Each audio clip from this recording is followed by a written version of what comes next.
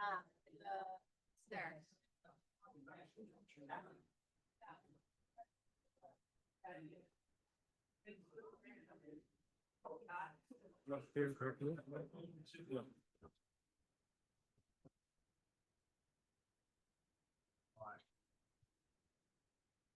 right, good afternoon.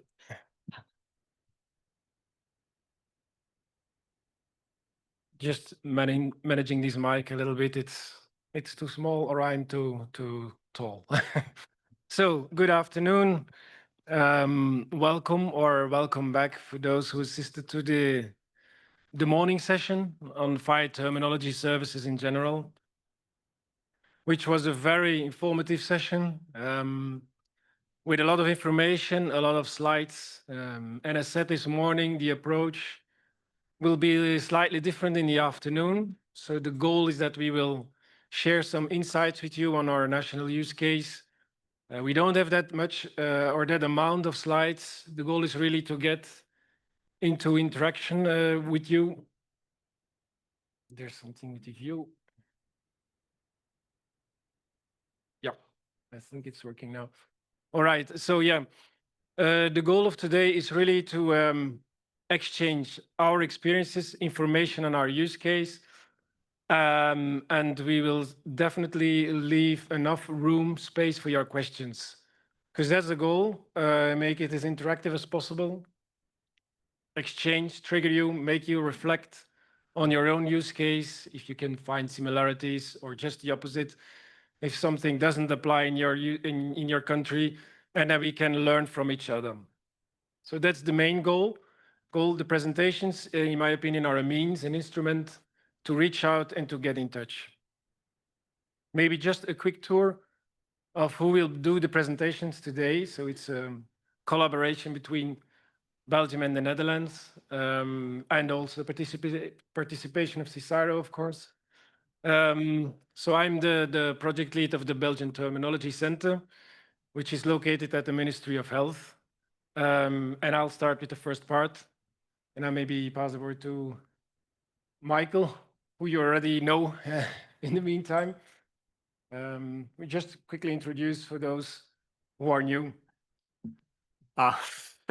So for those who weren't in the previous session, I'm Michael Lawley. I'm from CSIRO, which is Australia's National Science Agency, where I lead the semantics and interoperability research team, doing interoperability with FHIR, terminology, especially with SNOMED, and a bunch of AI and related things.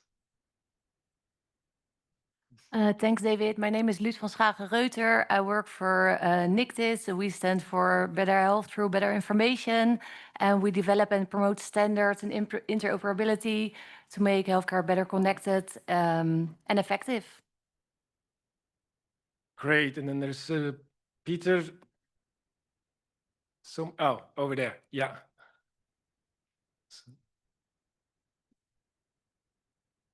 So my name is Peter Edelman. I also work for NICTIS as a HL7 specialist.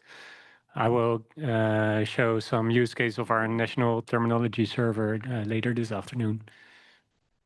Thank you. I don't know if Bart has already arrived. We'll explain the demo of the Belgian use case also after the break. Well, he can present himself as soon as he arrives. So practical arrangements, there are no real practical arrangements. Again, I just want to stress or to repeat, let's make this as interactive as possible. If after this session you can go home with some takeaways and some new insights and you feel triggered to exchange or to start, then the goal is achieved. So as the agenda we already explained a little bit. So before the break, there are 3 parts. I'll explain the Belgian roadmap and use case of FHIR terminology server, which is the Ontoserver, the product we use.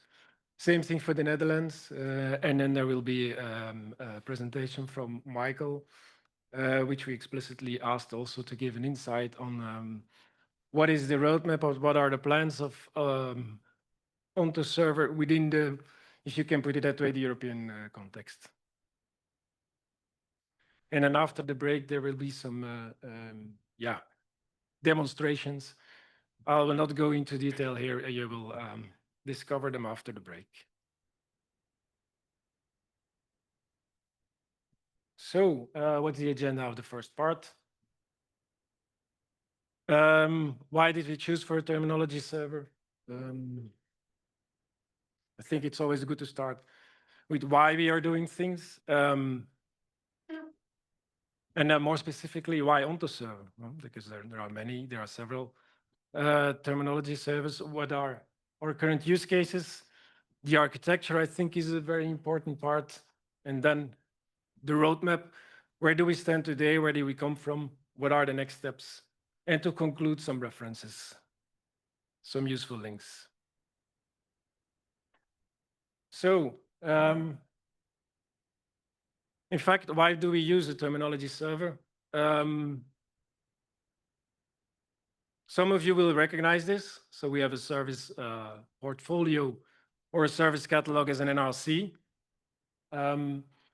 Some important points are distributing, of course, releases and content. And there's also another important part, which is providing tooling, providing technical aid and support for users to use the content. So we're not only managing translations, we're not only managing mappings, we are also providing technical tools and platforms to make use of the content in the best possible way. So if we talk in terminology server, we are referring to these two, distributing the content and also provide tools to the consumers, to the client, to make use of the terminology content on a real-time base. So why a national terminology server?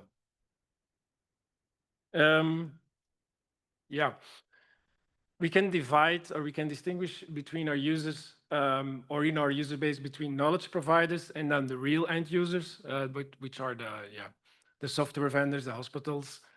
And the knowledge providers are mainly the colleagues. You also saw this morning our colleagues from the eHealth platform defining the IG, the FHIR standards.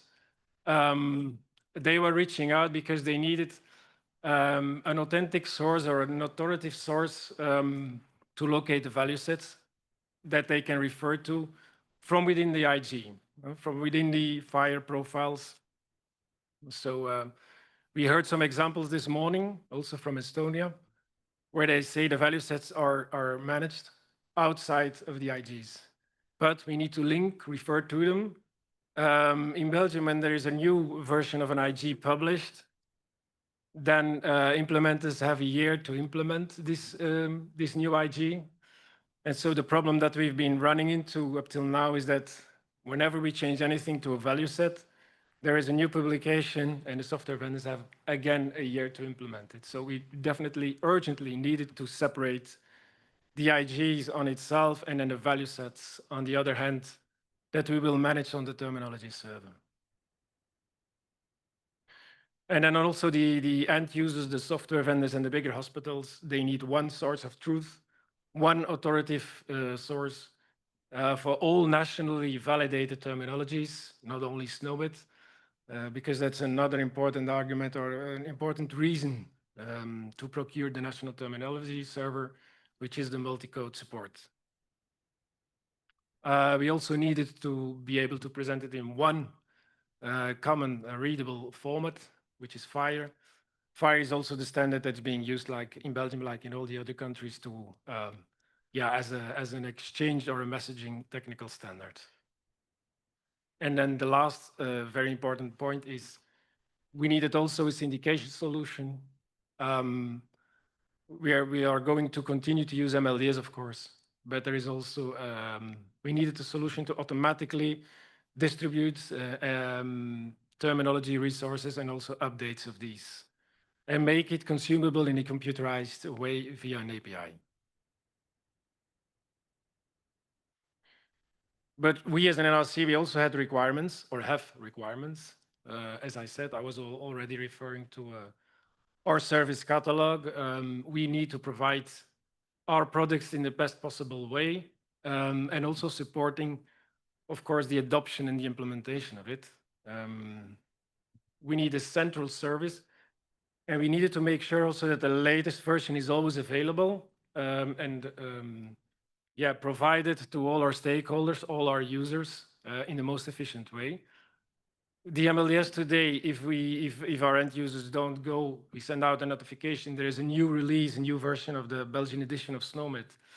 And if they don't go on the MLDS to download it, then we don't see it, or we're not sure that they're consuming the latest version. So we wanted, was actually a requirement also from the EL action plan. As an NRC, please make sure that your stakeholders all have the latest version. So that's the hosting of the nationally validated terminology content I already told, the authentic source location. It's a repetition, luckily, that our requirements comply with those of our users. And the multi-code support is also very important because now we're focusing on SNOMED CT. In the future, there will be other systems. Excuse me. You can use it in different ways in a national terminology server. I think, if I remind correctly, in Austria, they're delivering a central terminology service that EHR vendors can connect to and use, so they don't have to integrate a local terminology server within their own package. Our vision, our architecture in Belgium is the following. We have a central distribution server. And then on the side of the software vendors, there is need for a local terminology server to actually serve or provide the services on a real-time base, which is a very important viewpoint. I don't know if in the Netherlands, we'll talk about it later on, you have the same architecture or the same vision. It's we want to avoid to have a single point of failure in at the center. So I think the best way to avoid this is to make sure that the real-time services, when entering, when documenting, and when exchanging information, that the real-time services are provided by local terminology service embedded in the software packages, and they need to stay or remain in sync content-wise with what we produce in the central authentic source and the central terminology server.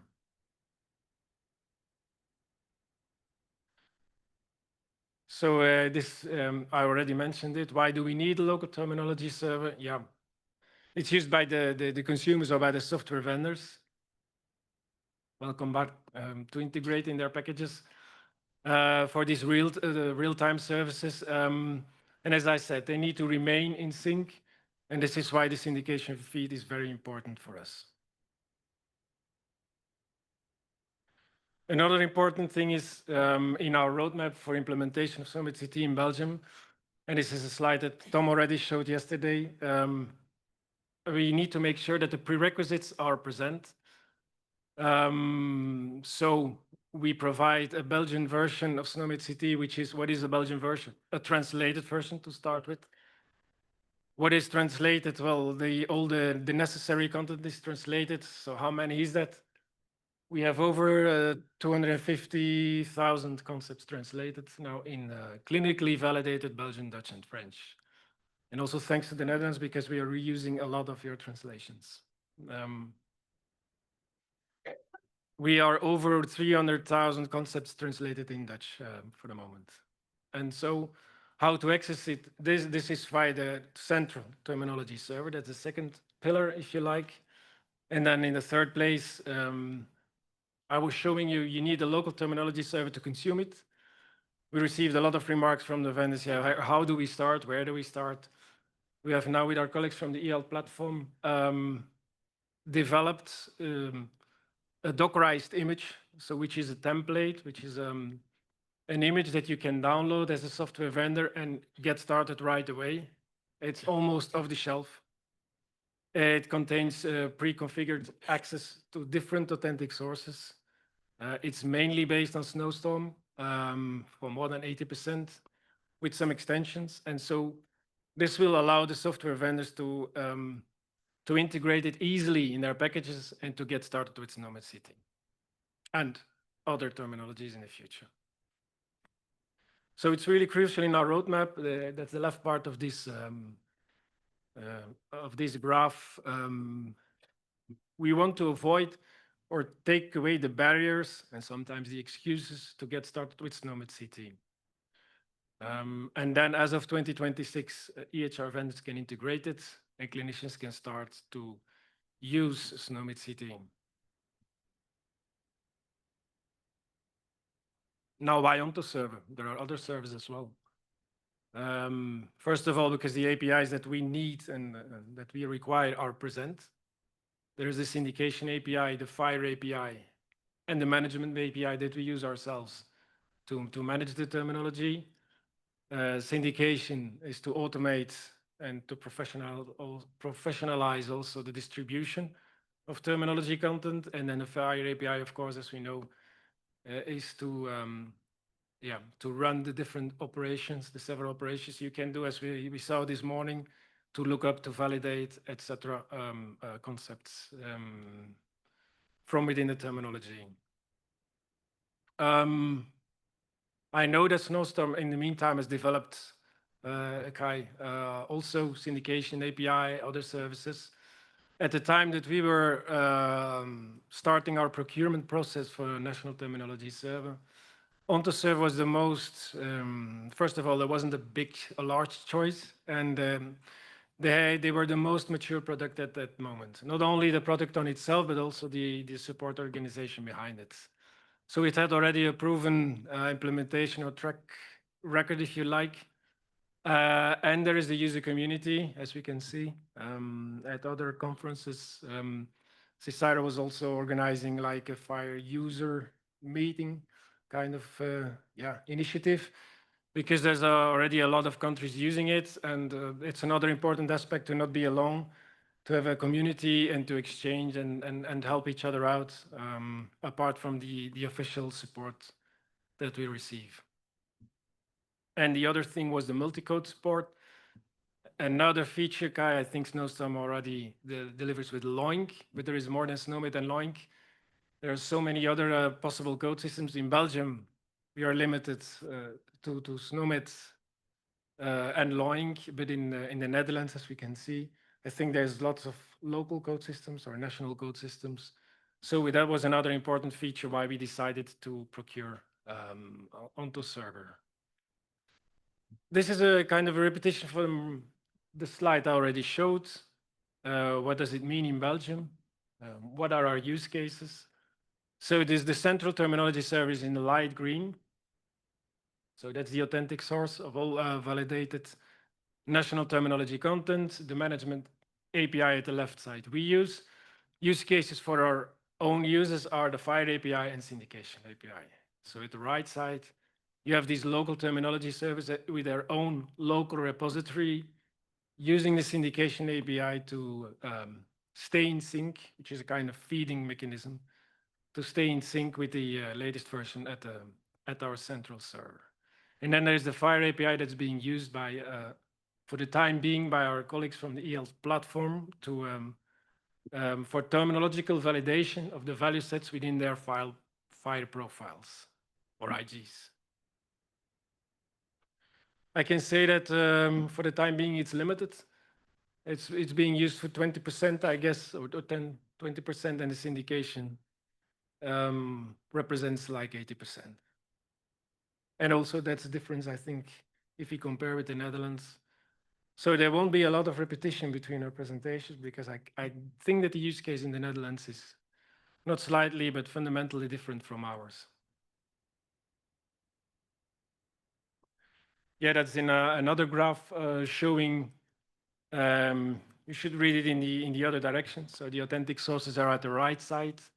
And then at the left side or in the middle, we have this, what we can call prefab Docker. This is the image, the Dockerized image that the eHealth platform has developed, what I was talking about, and which contains pre-configured access to different authentic sources, and is downloadable and implementable in the EHR packages. Should ease the way,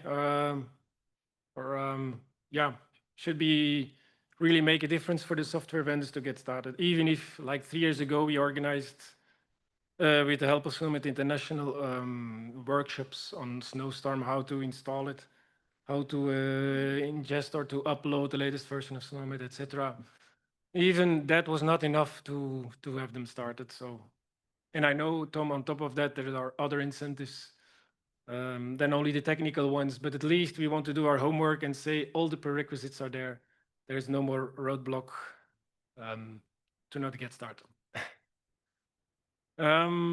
So yes, where do we stand right now? So in 2023, the procurement process ended, and so we had the product, and then we started implementation. It's not, would I put it, Michael? It's not a off-the-shelf product. Huh? It's something that you need to integrate in your own infrastructure. And we had the luck, didn't we, Munir, that at the same time there was a migration taking place in our own ICT infrastructure of the FPS, Federal Public Service, Health, moving from a classical infrastructure to a Dockerized, containerized infrastructure. So we had to respect all the subdivision in different layers, the application layers, the data layers, etc. So it made us lose quite some time, also because our the admin of Ontoserver in our team, Munir here present,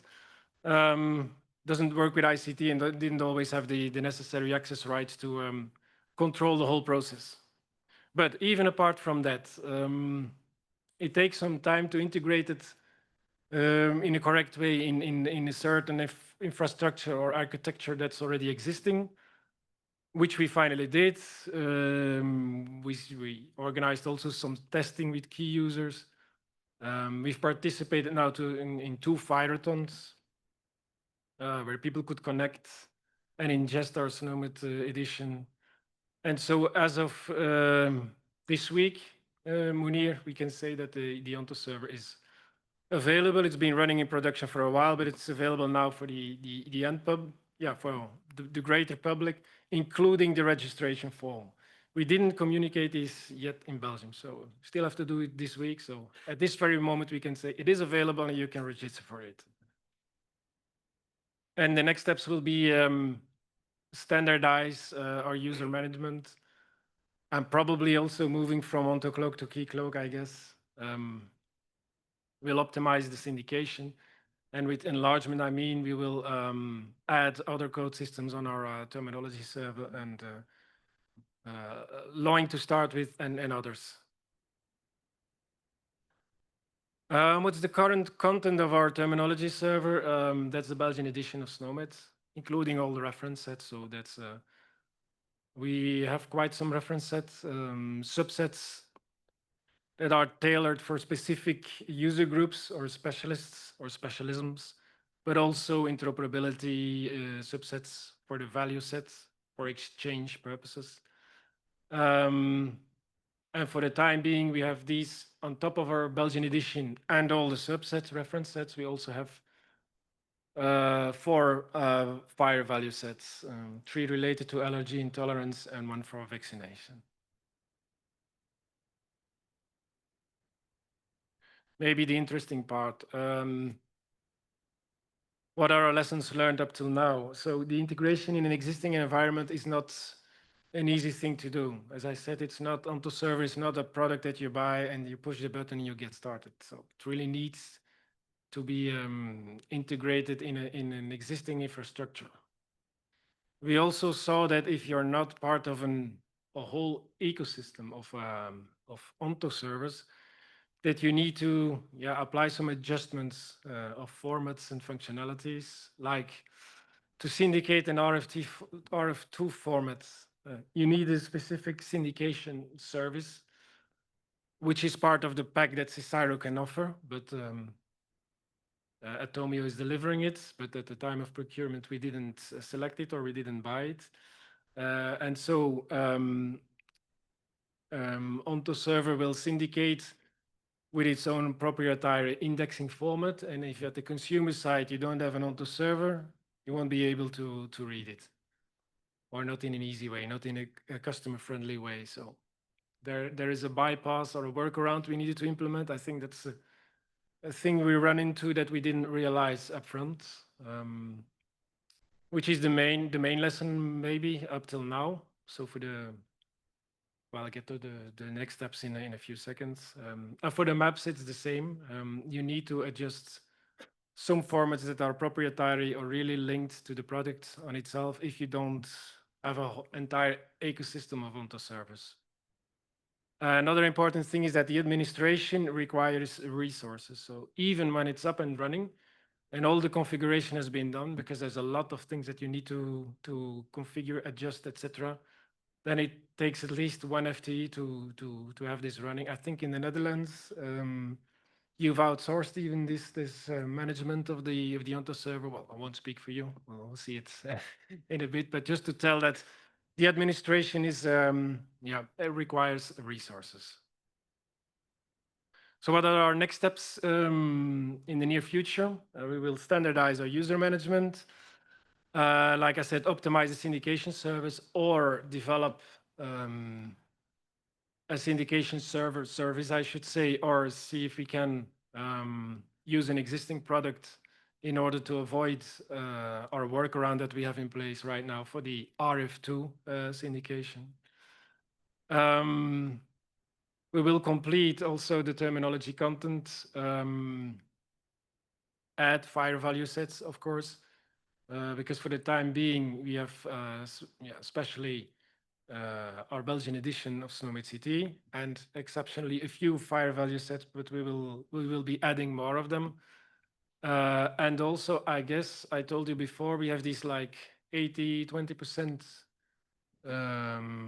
use of the syndication and then the FHIR API. I think we will move to or put more attention on the use of the FHIR API on itself in the future, because we believe that there's the main added value of this product on top of the syndication.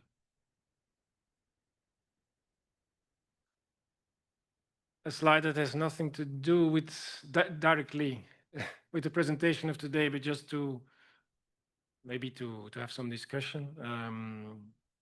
There's a lot of questions going around about and how do we deal with terminology service in the European context. Different countries have different visions. This is not a validated, this is a vision. Just to be clear, I see pictures now, so I'm afraid. No. If I would, I wouldn't present it here. But of course, it's going to be crucial to define the authoritative sources of every terminological content, being it an entire code system or a value set. In Belgium, we have a clear vision. It's our central terminology server that's the source of truth. And the local terminology servers, again, need to be in sync and use this, consume the content that we provide. Then how about this European terminology server, the central terminology services, CTS, or another? We have the ambition to, Belgium, we have the care sets, Jean-Michel explained this morning, which are the modules of a patient summary or the information blocks that we want to exchange. We want to align them as much as possible with what is being defined in the MVC, the master value sets catalog on the Central European Terminology Server. And of course, they are the only source of truth for these value sets. The other questions is, we are already preparing, the vision, like Tom explained yesterday, is very clear. In Belgium, we use SNOMED everywhere we can. So I know there are a lot of discussions going on for this day and that data set. What are the allowed and the preferred code systems? And sometimes, I hope not, Belgian position is one code system per data element. But if there are many or more than one allowed, then we believe that it should be transparent and that the map between the preferred code system for a data element should be a service that's provided by the European or on European level. Because if you comply as a country to one of the allowed or the preferred code systems, you shouldn't have a problem sending in SNOMED. Take an example, Belgium sends diagnosis in SNOMED and France sends them to us in ICD, we shouldn't have a problem because SNOMED is one of the preferred code systems. We comply with it and it should be understandable. And the other thing is there is not some pressure, but a demand in Belgium to say, yeah, our position is very clear. We want SNOMED everywhere we can. Discussions are still going on, which data elements we will bind to which code system. For the time being, we continue with SNOMED. We translate as much as possible. Let's already make this available, upload it on a European terminology server. But that's less of a use case and more of a strategic way to prove that we as a country are ready to use SNOMED in as many use cases as possible.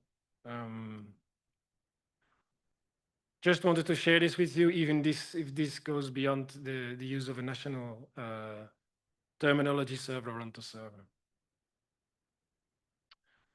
Just to conclude, a couple of useful references links. So the presentation will be made available so you can then use them. So since yesterday, the registration form is available. We also mentioned here the official documentation of Ontoserver and a Postman collection, which is a series of endpoints facilitating running the operations, the FHIR operations. Also a reference, Bart, to the Dockerized image of the local terminology server end-to-end. Our central portal, our terminology portal in Belgium. Happy to take your questions. There will be also questions in the chat, I guess. Munir is following them up. But again, it's time for exchanging and for asking questions.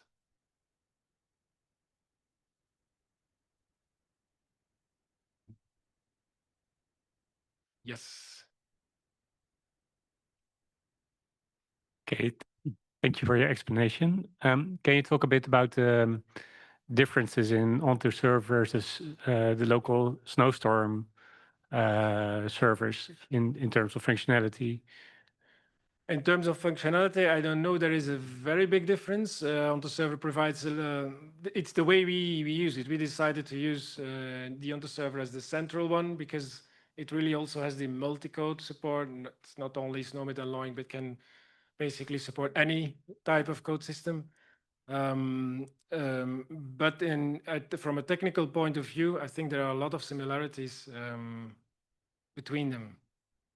So is there a reason for a user to forgo the snowstorm solution and go directly to the national terminology server, or you mean directly consuming it directly using the FHIR API because snowstorm is more limited, or? No, I think from a functional point of view, there would be no limitation, but we don't have the infrastructure or the capacity to provide the service to all stakeholders at the same time. And we think from an architectural point of view, it's a risk to create a single point of failure. So I know that, and again, I have this example in mind in Austria. They're providing a central coding service, they call it, I guess. But in Belgium, the decision has been made to explicitly separate between a source, a distribution mechanism, and then the consumers who provide the services on a real-time basis. So it's an architectural decision, basically. You can add Munir if you want, with more technical info. There's a lot of confusion that's still going on when we're talking terminology servers, because people keep confusing about which side am I now? Are we talking about the central one or the consumer side? 3 questions. I don't know in which order. I think Benjamin was first. Yes, thank you for this nice presentation. I see many progression in the roadmap. I ask myself for if you want be I'm from Belgium.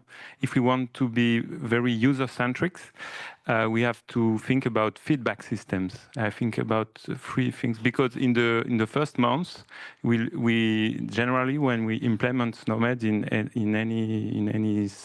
an hospital, for example, or anyway, we have many feedbacks. And do you think about some feedback systems from the end users, the clinician, but I think also about a kind of help desk, perhaps a help desk not for end users, but for software vendors, for example, and also another system. Thank you. Yeah. I think that's really very important to capture this feedback. We do have a ticketing system. It's available via our portal site. It's a specific ticketing system from SNOMED International, RMP, but we also have a generic one. So yeah, we will respond to any feedback that we receive, and we do receive a lot of feedback already, but in a general way of speaking. So translations that are missing are not really user-friendly, etc. Not only on the use of a terminology server. So we didn't think of putting something in place specifically for the terminology server, but we do have a support desk, which is our team, and different channels to reach us. Is that what you're referring to or not? Yes, but I think about technical feedback because about the end users didn't accept very well the terminology if sometimes, and some people have to respond to them about perhaps they don't search in the good way, perhaps they don't use in the good way, and perhaps it could come. And I know about the training. This is the vendors are responsible of the training. You are not responsible of the training of the end users, but they have their own budget for that. But I think it's very important to have a period with specific training and specific announcement about all this implementation. And I think to be sure that every people is prepared, end users, developers, and people who are able to train or see the teacher and so on. I think it's a human it's a human part of the plan, which is very important. Just in view to the technical part. Completely agree. It's a change management. It's an important process, so we have to make sure to deliver the necessary support, especially in the first months. We can just drop. Well, it's not dropping. It's opening up a registration form, but just provide something without any guidance. Agree. Was it Hunyek or Maria Alexander? Go ahead.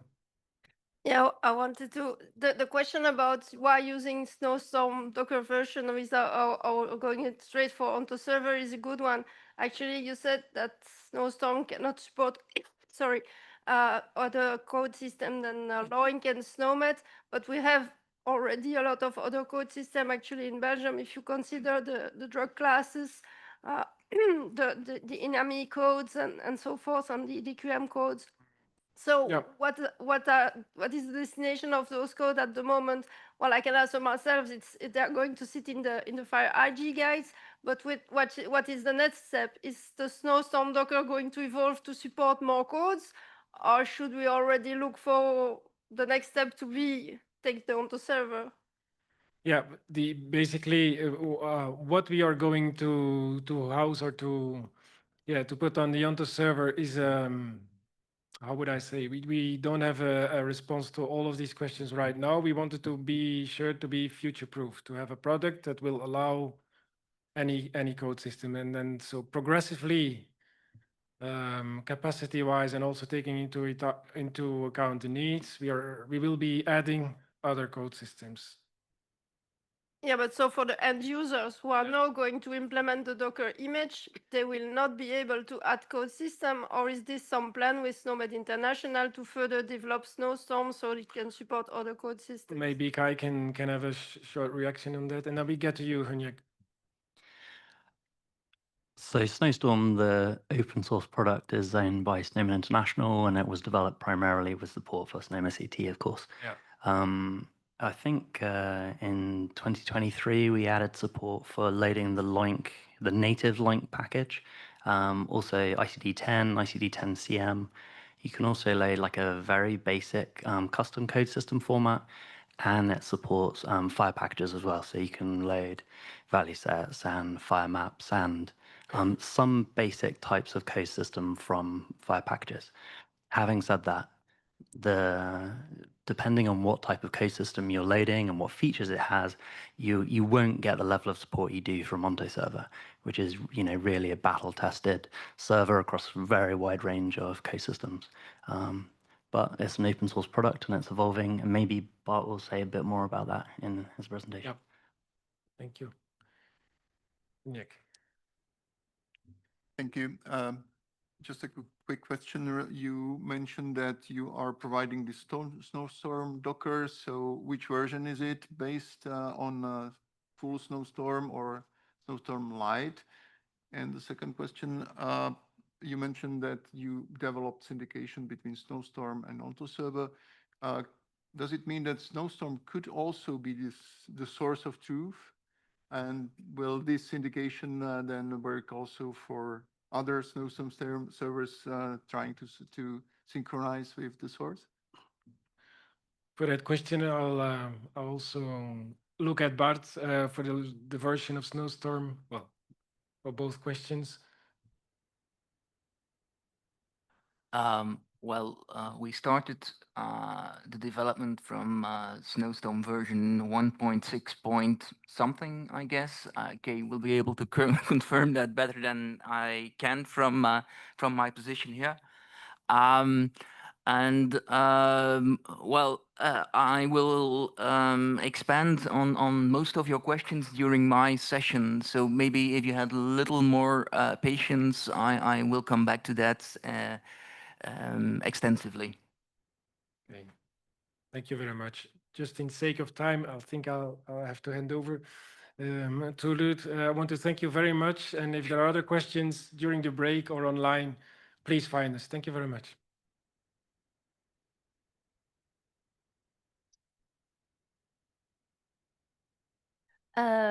Thank you, David, for hosting this afternoon, and congratulations with your go live for the users in Belgium.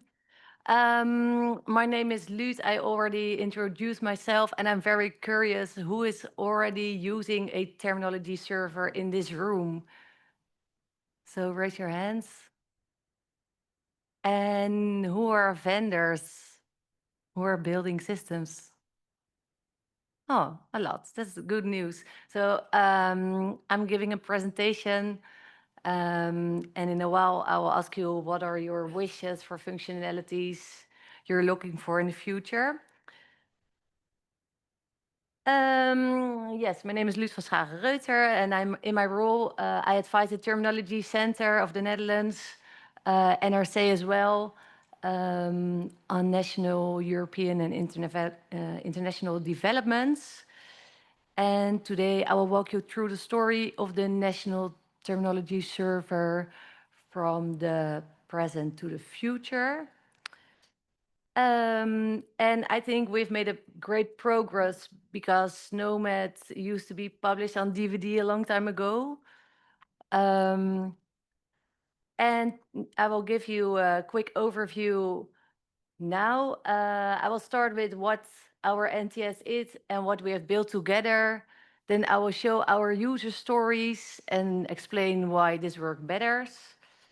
Then I will take a look at the core vision of our National Health Information System, and look at our dream scenarios for the future, and finally walk through the roadmap and the next steps. So the National Terminology Center of the Netherlands is the central service for the distribution of medical terminologies. And we call it a true one-stop shop. It hosts standards like SNOMED CT, LOINC, and ICD-10-NL, and provides access through a FHIR API. And yeah, then you have consistent access to the terminologies. Here you can see how everything connects. The different systems like SNOMED, CT, and LOINC are transformed into FHIR.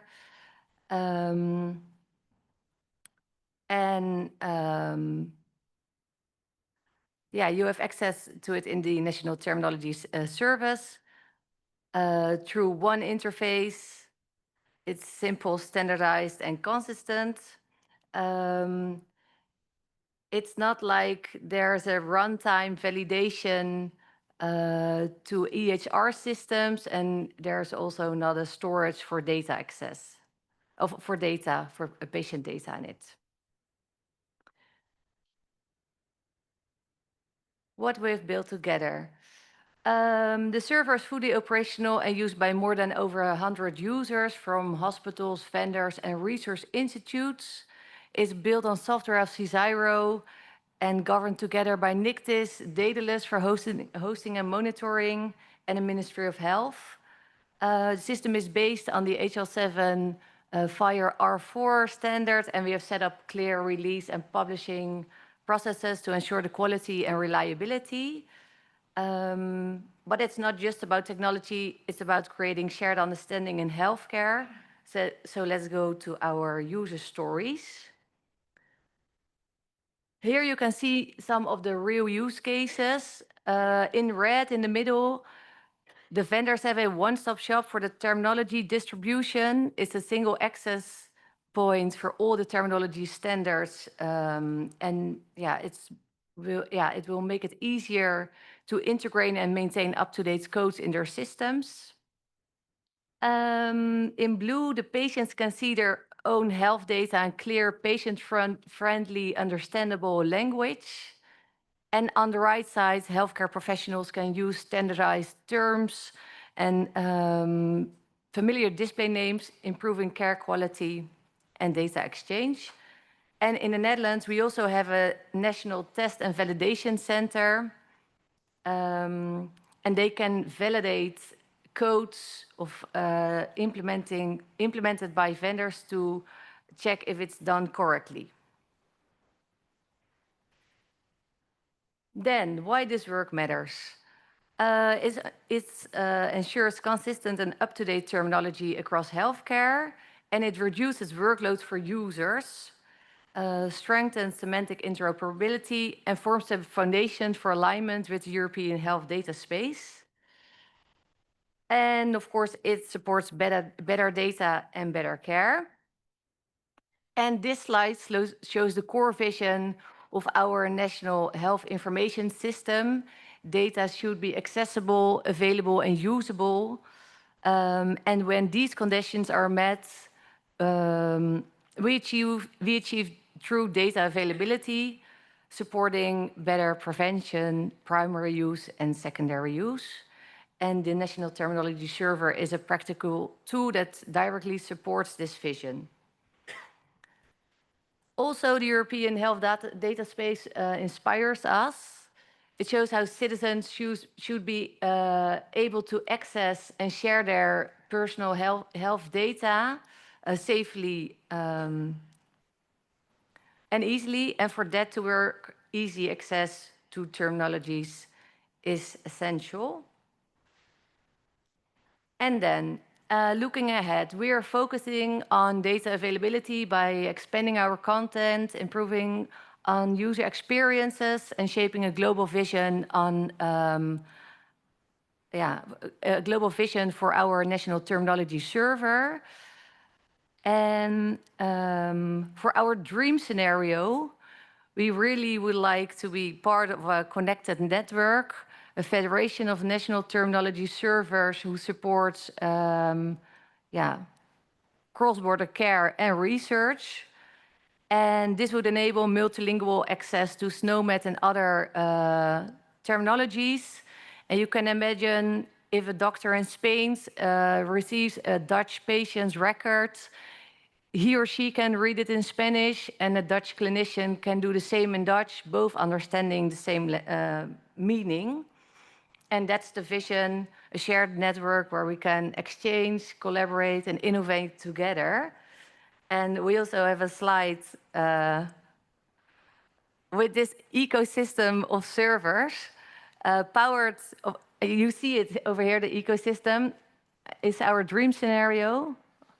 Oh, I see in the corner on the right side, there's a part hidden. Maybe your, yeah, that part.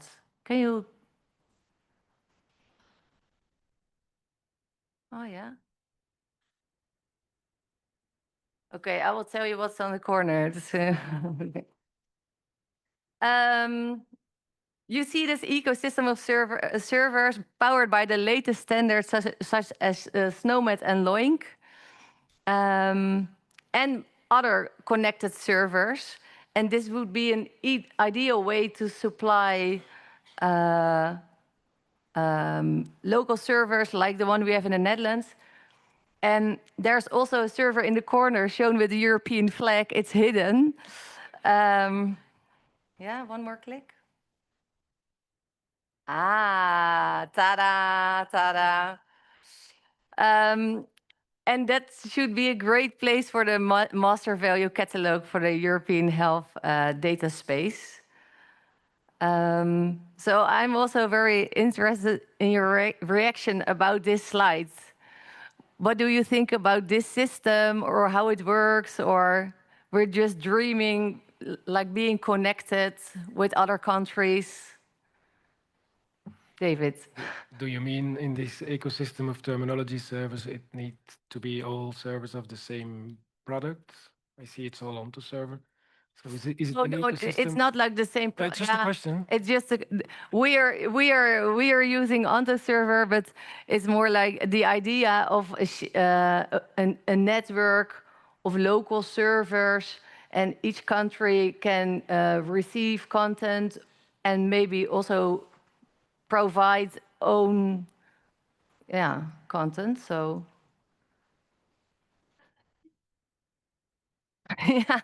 We push that idea to Europe. They have no governance yet for all the XDHR project value sets. They don't even have an idea how they will maintain them, and it's pretty time that they think about it. So push that idea forward. Okay, thanks for your input. Thanks. Yeah, good. The flag is on the screen. Now, our roadmap. This roadmap shows our next step for the NTS, and our vision is to connect internationally with the European health data space, exploring syndication, and you have a very nice example, David.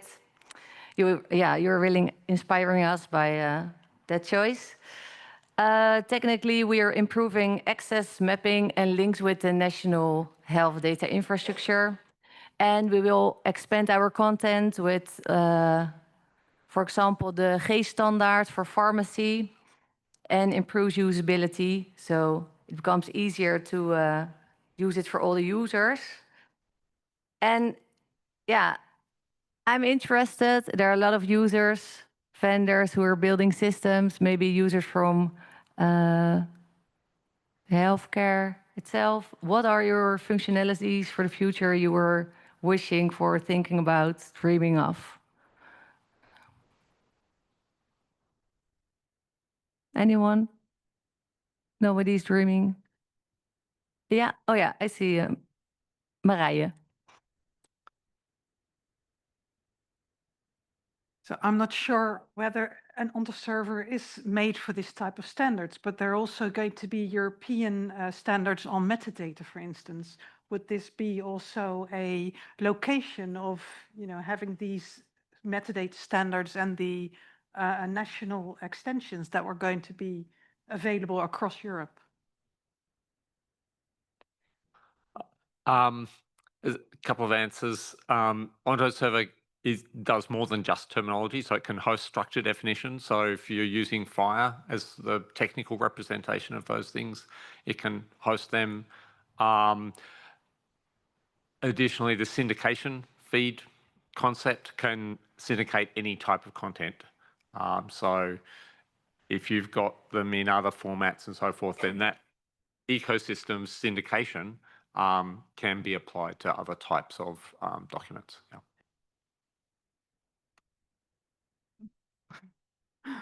Also for the, for instance, health decad that's developed now, mainly in Belgium as well. Thanks, Marije and Michael. Then my latest slide. Our national terminology server is a national server, but we're interesting to grow, evolving towards the dream of connected network. And we are listening to our users, explore new technology, and love learning from other countries. So let's work together on better health through better information.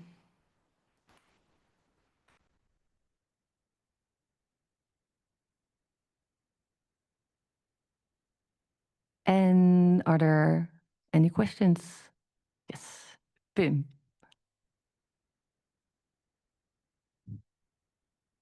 Yes, thank you for the presentation. My name is Pim Volkert. I work for the Dutch Hospital Data, and we have interface terminology which is licensed. Yeah. How do you treat licensed content on the terminology server? When you register as a user, it's open and it's free to use. But if you register and you tell, okay, I have a SNOMED license, we can check it ourselves because we are the NRC. And if you have a NAG license for the GPs, we check at the NAG if it's true. So you have to show, yeah. And the open, the default settings are open, and if you show, yeah, or we check you have a license, we will edit the terminologies. Thank you.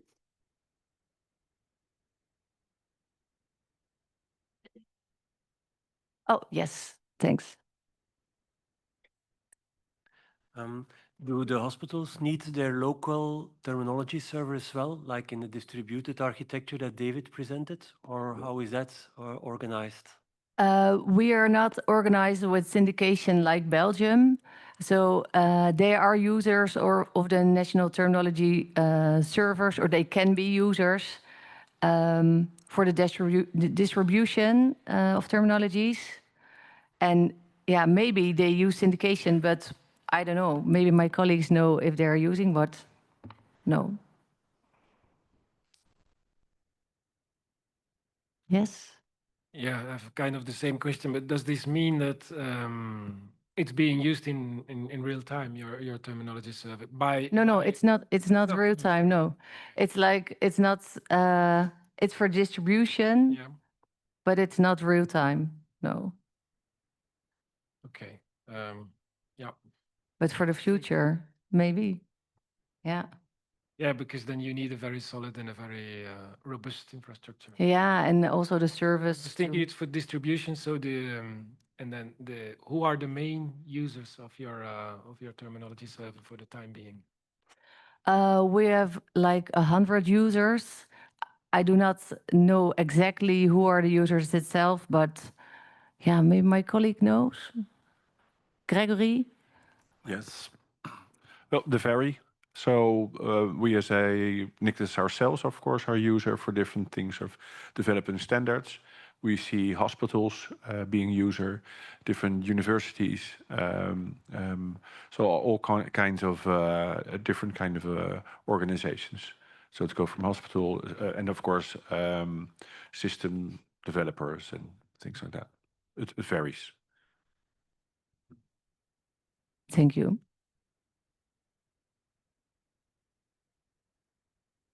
Oh, sorry. Less concrete question, but in your dream scenario, in which different countries will exchange the context of VHDS, I see, for example, that in the Netherlands there are a lot of nationally modeled concepts in this nominal extension. How are these going to be exchanged?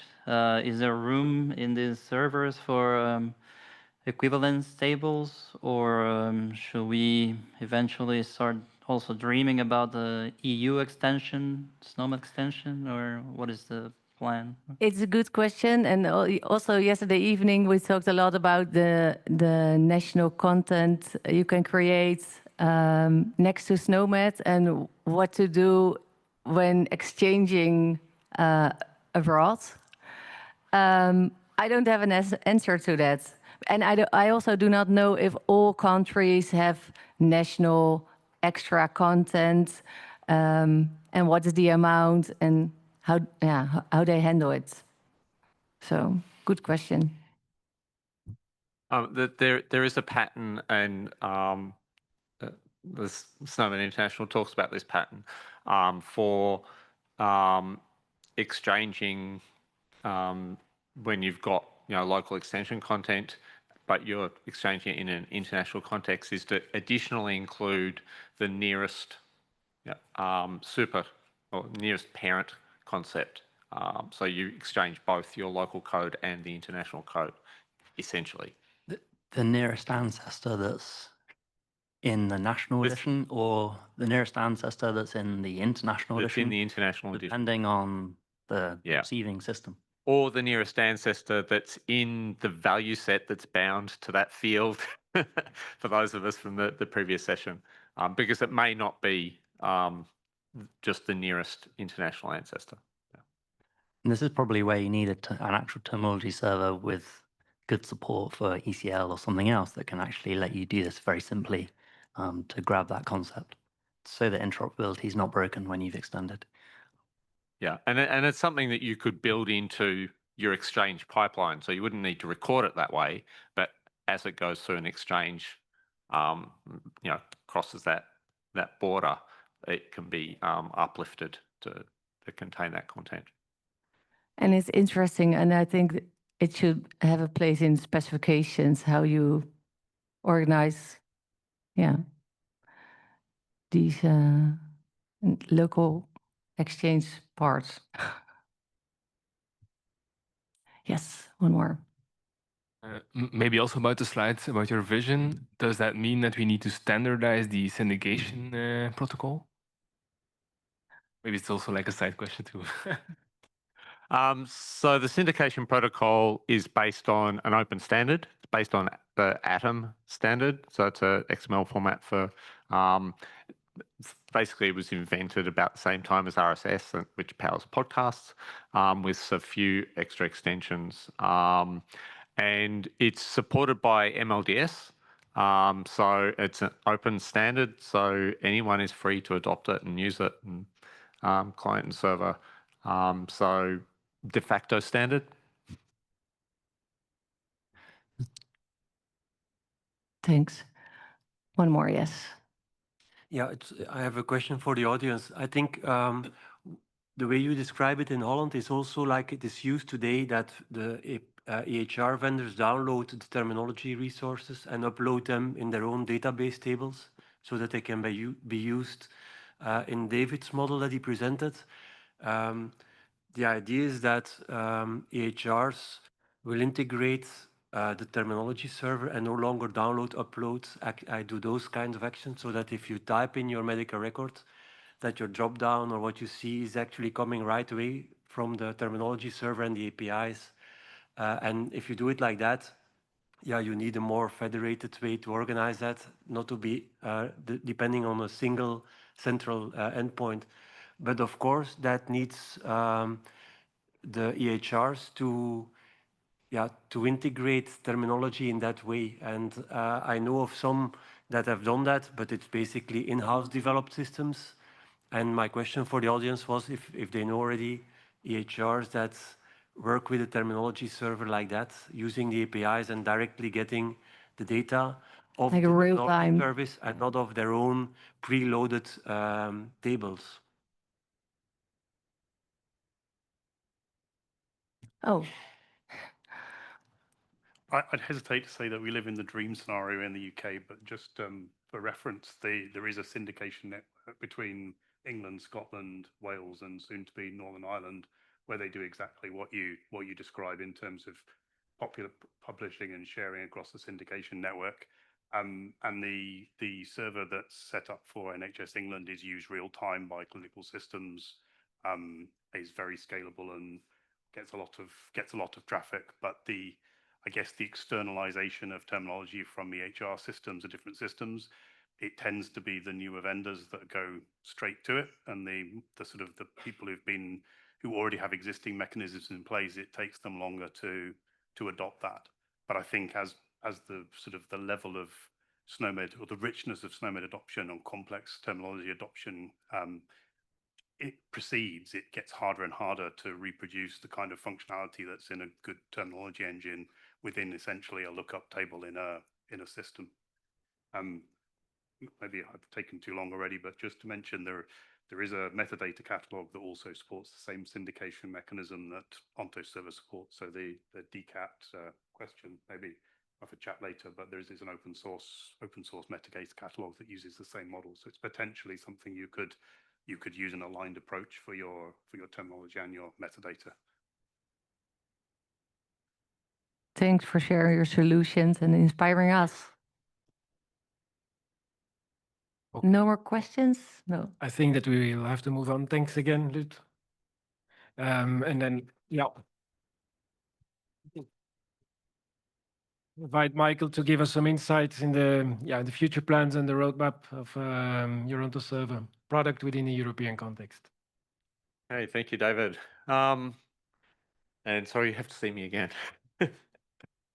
So I'm going to talk about a mix of Ontoserver roadmap and positioning things in the EU context, as far as I understand it, as someone from around the other side of the world who knows of these things, not necessarily about these things.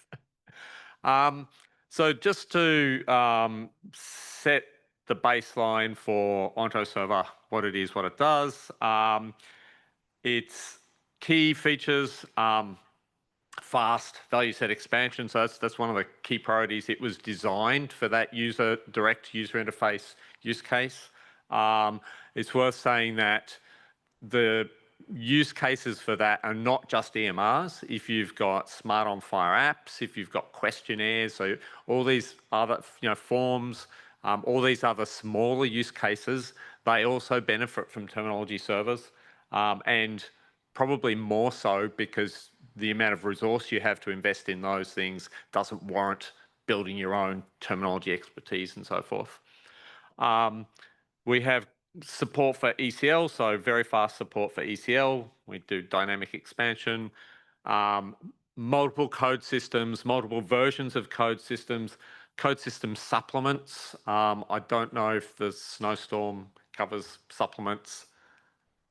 It only covers one type of supplement, and that's for post-coordination. Right. So supplements allow you to add in either additional properties to an existing code system. So that might be like pricing information into a medicines code system.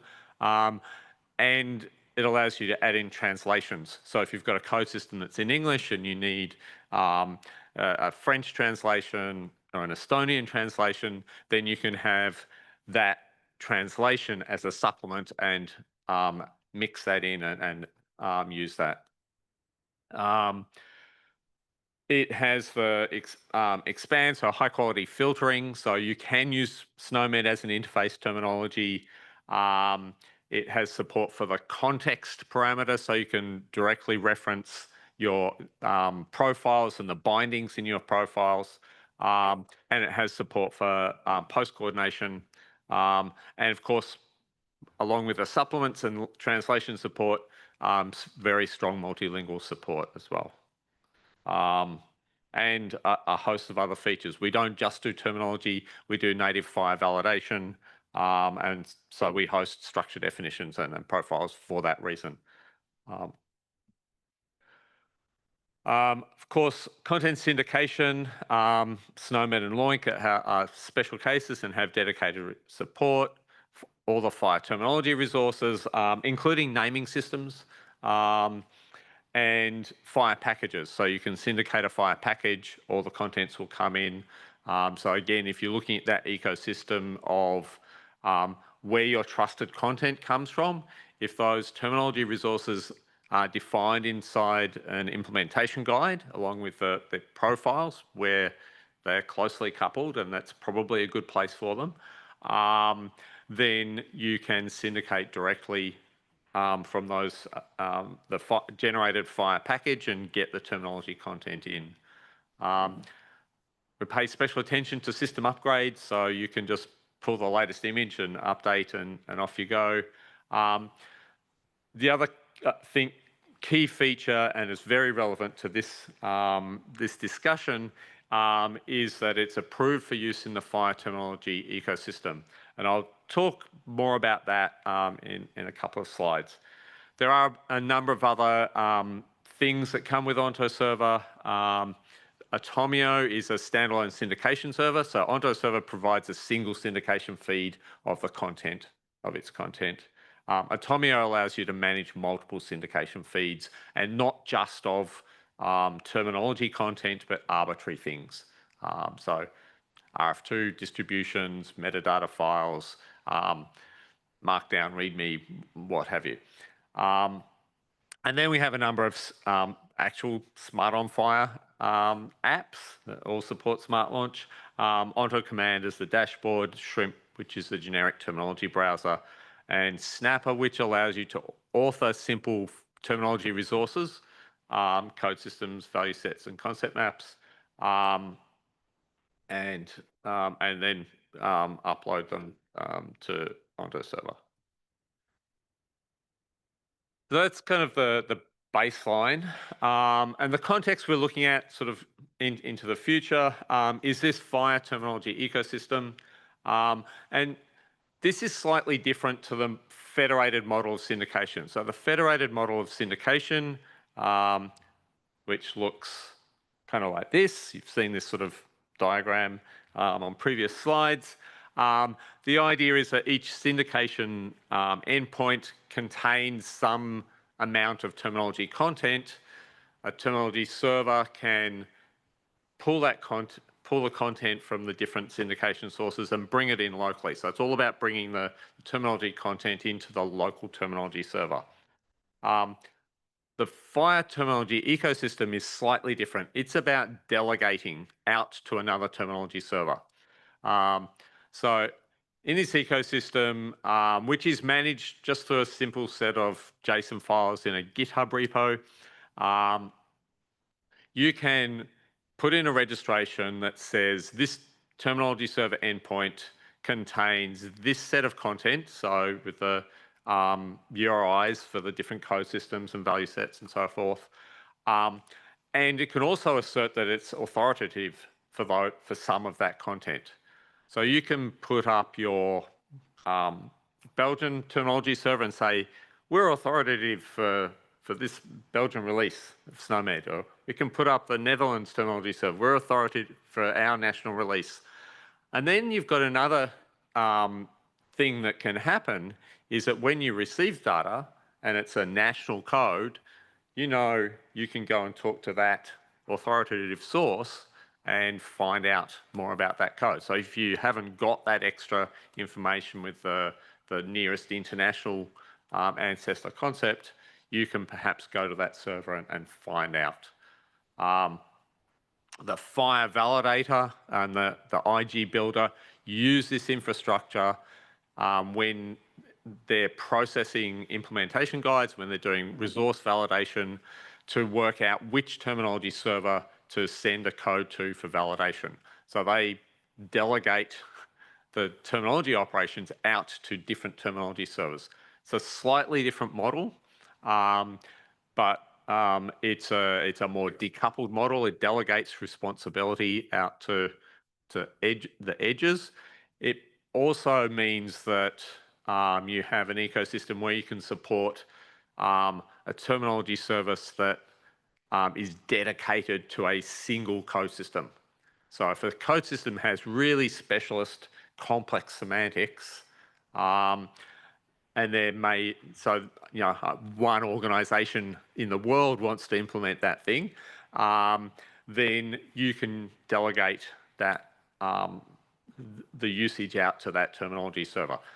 They may not want it for runtime, real-time use, but at least for the kind of back office use of building IGs and validating example resources and those sorts of things, then that's a model that might work. That federation model, though, is also just an open format, right? Anyone can adopt it, and anyone could set up their own local federation of different servers and do the same kind of thing. So you might do that in a smaller ecosystem. You might do it in the EU or even within country for various operational reasons. The other context that exists is that FHIR R6 is coming. It's imminent. So the first normative ballot is January 2026. I do not expect everything to pass, and so we will not have R6 on following that ballot, but we'll have a good baseline for what R6 will look like. So that puts an R6 version of Ontoserver strongly on the agenda. Interestingly, because of the FHIR terminology ecosystem has a whole lot of requirements for a terminology server that are beyond just what R4 supports. There's a whole lot of features that were added in R5 and features that are coming in R6 that you need to support to be part of that ecosystem. We've already done a bunch of that implementation. So the core of Ontoserver is already ready for that transition. So hopefully it won't be too long before we have an R6 ready Ontoserver, just as we have the R4 and R5 versions. The other thing that's happening is the conversion collide follow on between OpenAir and HL7 FHIR. And one of the things that's come out of that is an agreement that the FHIR terminology API should be the API that's used in both ecosystems. There's no reason to invent a special OpenAir specific set of APIs for working with terminology. There's no reason to have a special set of OpenAir formats for code systems and value sets and so forth. We can just use the thing that's already tried and proven. It does mean, though, that there are some data types that exist in OpenAir that don't exist in FHIR. And the name DV coded text I think is one of them, and there's a couple of others that it would be really nice to have native support for in the API. So what's likely to happen is that we will expand the API slightly, and this will be probably part of the FHIR spec as well to support those native OpenAir data types. The other thing that I'm anticipating coming out of this is a richer notion of binding. So the bindings we talked about before the break that exist in FHIR being adopted over in the OpenAir space. And that may or may not have some impact on the kinds of features that a terminology server needs to support. And they're all the sort of drivers for the roadmap of Ontoserver, because our goal with Ontoserver is to be the most complete, best terminology server out there. So we try and keep up with everything that's coming. So in terms of the ecosystem, this thing here is just distracting me. So we've got these two sort of federation models. We've got the one that comes out of the FHIR ecosystem, which is one of supporting the kind of implementation guide use case. It's a shared set of servers. It's a best effort kind of SLAs. You're not going to have guarantees of 99.9% uptime for any arbitrary user anywhere. It's a fairly open kind of model. It does support authorization. So if you have a closed down or a lockdown terminology server, maybe because you've got content that's licensed, then that is part of this model. So then only people who have the appropriate credentials can access that. So there's that kind of ecosystem, and then there's the content syndication model, which is the one that we developed primarily to support the use cases and what we wanted to do in Australia. And that really is very close to what David presented, where we have reference terminology servers and then local terminology servers that are close to the use case that can be provisioned appropriately with the kind of SLAs that you need for real-time use. You have complete control of what content you have. So maybe there's a new version of some code system or value set that's been released in the national infrastructure or the EU infrastructure, but where you are, you're not ready to consume that yet. So you get to decide when you start using that. So that locus of control is a key element here. And so that ecosystem, and I love your vision of Ontoservers everywhere. But in fact, even more, I love the vision of FHIR terminology servers everywhere, because really the key is the interoperability part and choosing the one that meets your local needs. And I think this kind of dual nature fits the kind of infrastructure that is likely to be needed by EHDS. There'll be the governance that's needed, and I think that's one thing that we don't talk enough about when we talk about Ontoserver and what it takes to run a terminology server at a sort of national level, is that it's not just a piece of technology. There's governance, there's all the DevOps kind of work for standing up something that lots of people are going to hit and is publicly on the internet. But there's also all the governance around the content and how you manage that and how you decide when updates happen and who's in control of updates and so forth. And all of that is going to be something that needs to be managed.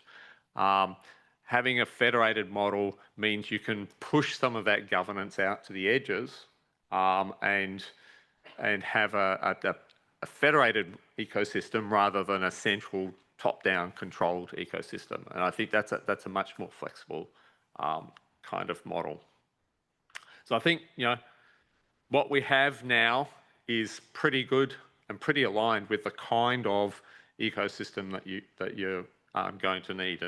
And we already have examples of, in Australia, we have a national terminology server, we have state-level terminology servers, and then we have in-hospital deployments and so forth. And we heard from Dougal about the UK situation as well. In terms of sort of detailed specific features that are on the roadmap, and some of these are, I guess,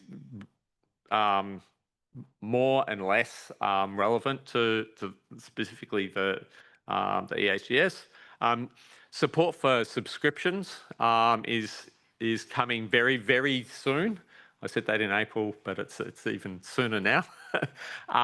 So subscriptions allow you to register or subscribe to events in the terminology server. And so those events might be, I want to know when there's a new version of this specific code system or this specific value set, because in my system, I need to do some consequential thing. So I might need to notify someone with an email, or I might need to trigger a workflow to rebuild an app that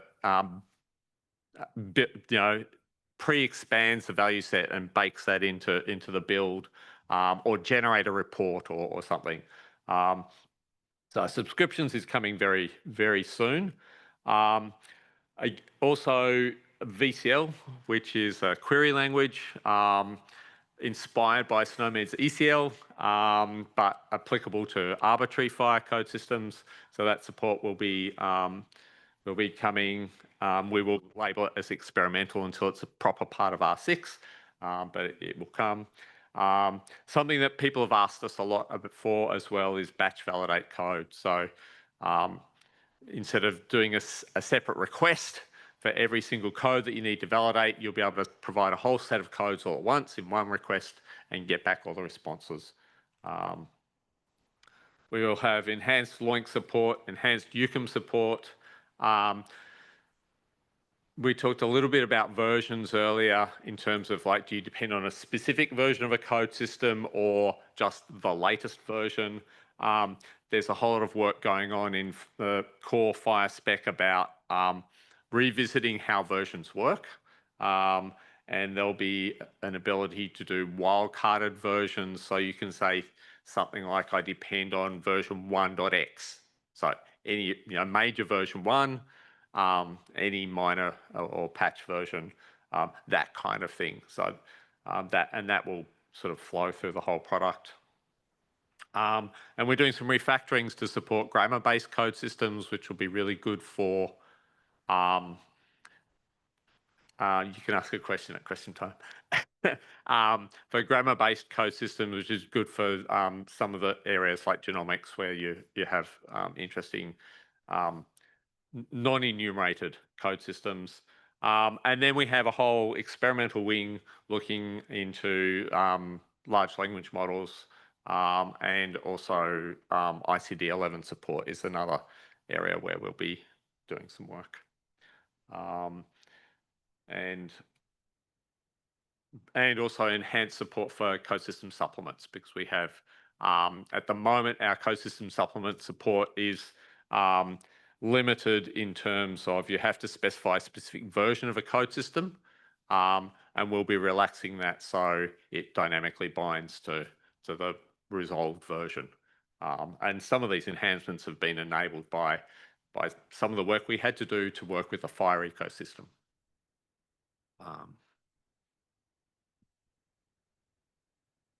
Well, that's the next slide, but I'm going to say question time. I was just going to say thank you very much, Michael, but we do have a few minutes for questions.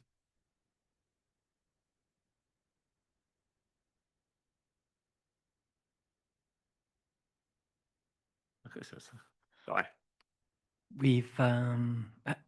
You said in Australia you have like a national Ontoserver, and then there's many instances for local. How many are there? How many local instances are there in Australia? I don't know. So Australia's a bit different as an ecosystem. The Australian government has licensed Ontoserver so that anyone can deploy their own instance at no cost or no license cost. And the Australian government subsidises the support for all of those things. We have more than 100 registered licensees from Australia. We don't know how many of those, and they range from individuals, researchers, through to Telstra Health, our national telco, and so very large organisations. We don't really know because they get access to the Docker image and then do their thing. Where we do know is when we get support requests, but then we get people telling us about their wonderful implementation, and we've never had a support request from them except that initial license. So it's hard to tell, but it's everything from research use cases through to data entry, frontline use cases, and forms and so on. So the whole range of use cases.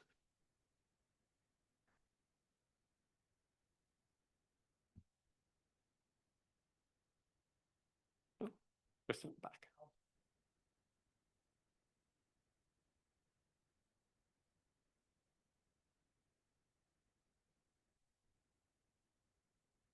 The subscription.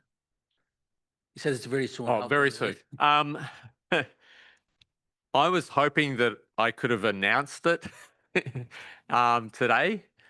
We didn't quite get the release out.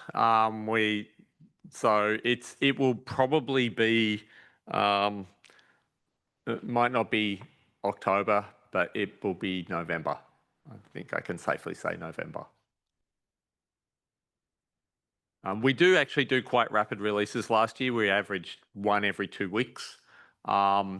And some of that was driven by some of our customers that have quite strict requirements around CVEs and keeping up to date with CVEs.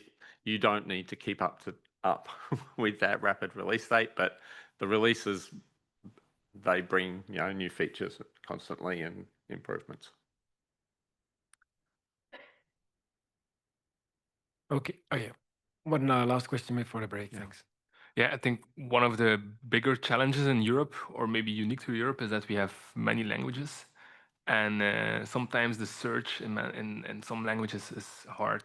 Like, for example, in Dutch, we used to combine words, and sometimes we inverse them. And if you inverse them, you have no matches in the classical terminology servers.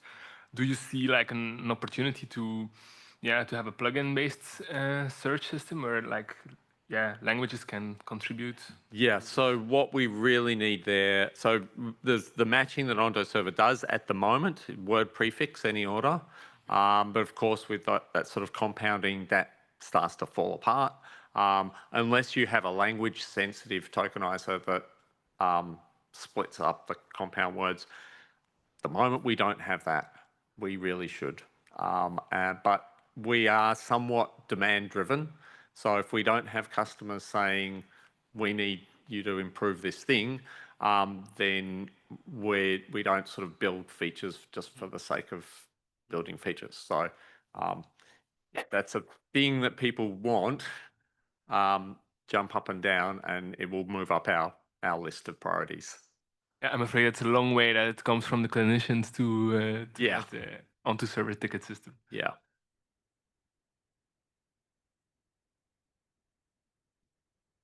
All right, great. Thanks to all for the questions. Thanks, Michael, for the presentation. Let's take a break now, and then we'll see each other again in 30 minutes, and then we'll dive into not the what and the why, but the how do the use cases work. Thank you.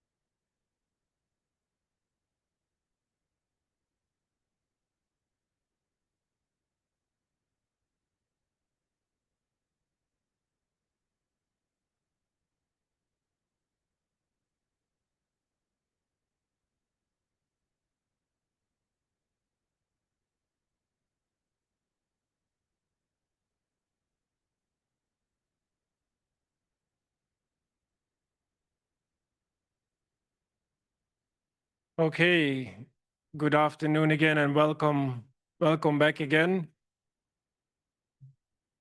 Give it maybe not one more minute, but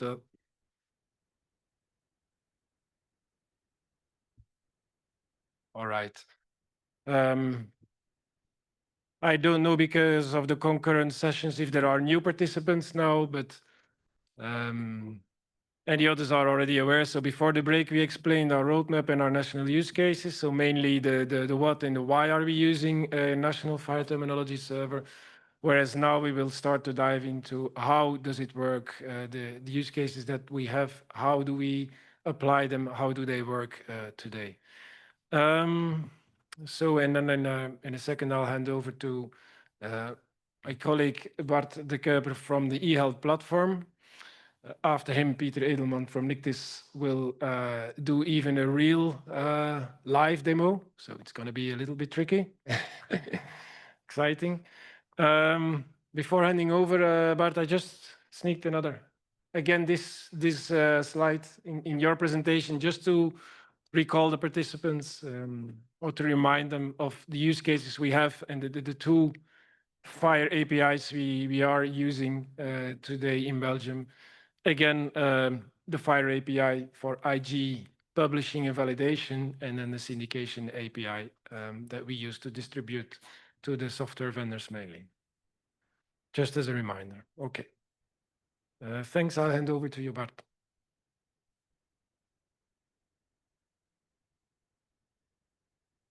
Good afternoon, everybody. I'm going to try to take the point of view of a customer of the NRC. Namely, we at eHealth Platform, we are the standards body in Belgium who is responsible for publishing and maintaining, together with HL7 Belgium, the FHIR implementation guides.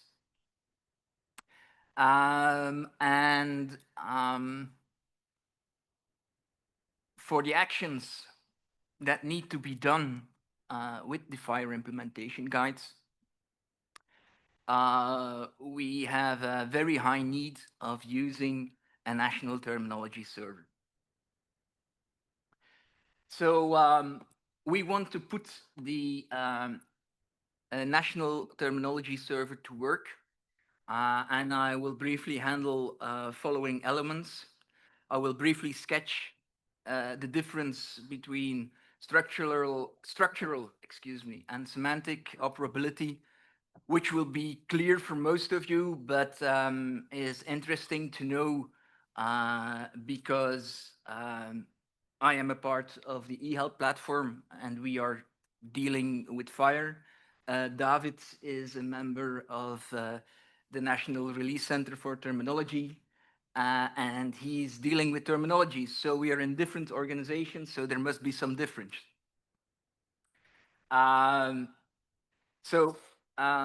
With regard to the standards and the interoperability, we have two main use cases. The first one is if there already is a standard, then people should be able to use that standard, follow the standard, and check whether their messages are compliant with the standard. And secondly, which is a very specific viewpoint for us, the eHealth platform, is that we, while we are creating the standards together with the stakeholders in the fields and HL7 Belgium, we must be able to access the latest status of terminology developments in Belgium. So that's the second use case.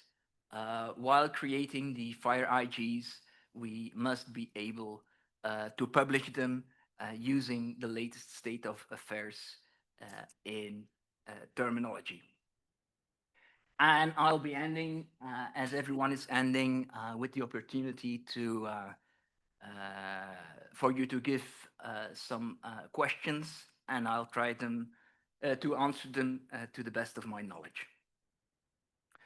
Okay, the difference between structural and semantic interoperability and why David and I are not in the same organizations. And I do not claim in any way that structural and semantic interoperability are the only two levels or layers of interoperability, but if you take a look at the bottom and the bits and bytes of interoperability, semantic and structural interoperability are the most low ones that we need to tackle. So the semantic operability is, do we use the same words? And the structure interoperability is, do we use the same grammar to combine those words?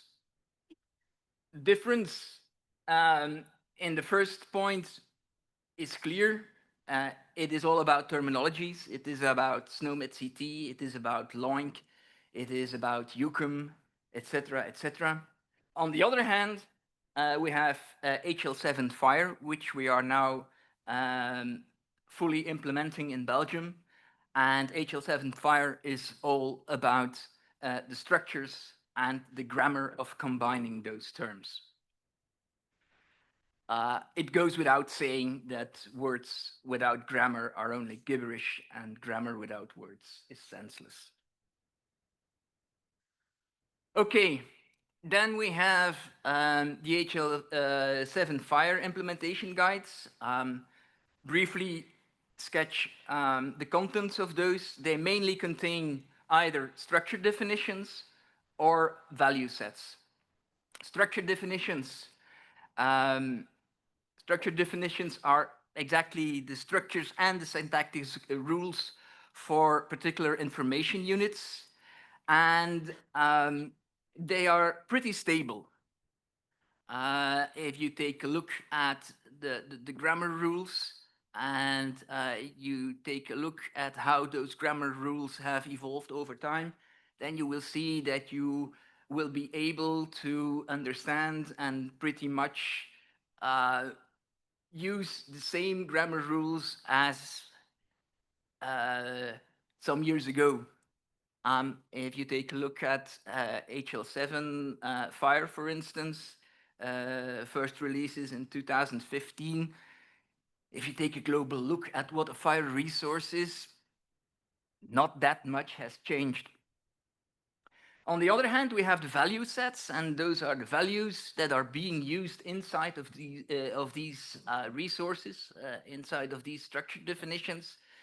Then you can see that not all of it, but at least a part of it is continuously changing.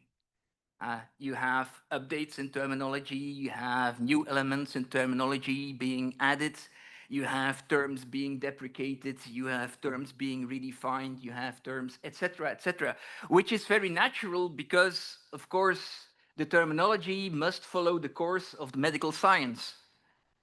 And therefore, it is quite volatile in nature. So the primary thought that we had at eHealth is a grammar is not the same thing as a dictionary. So why would we want to store a dictionary in a grammar, namely in FHIR resources?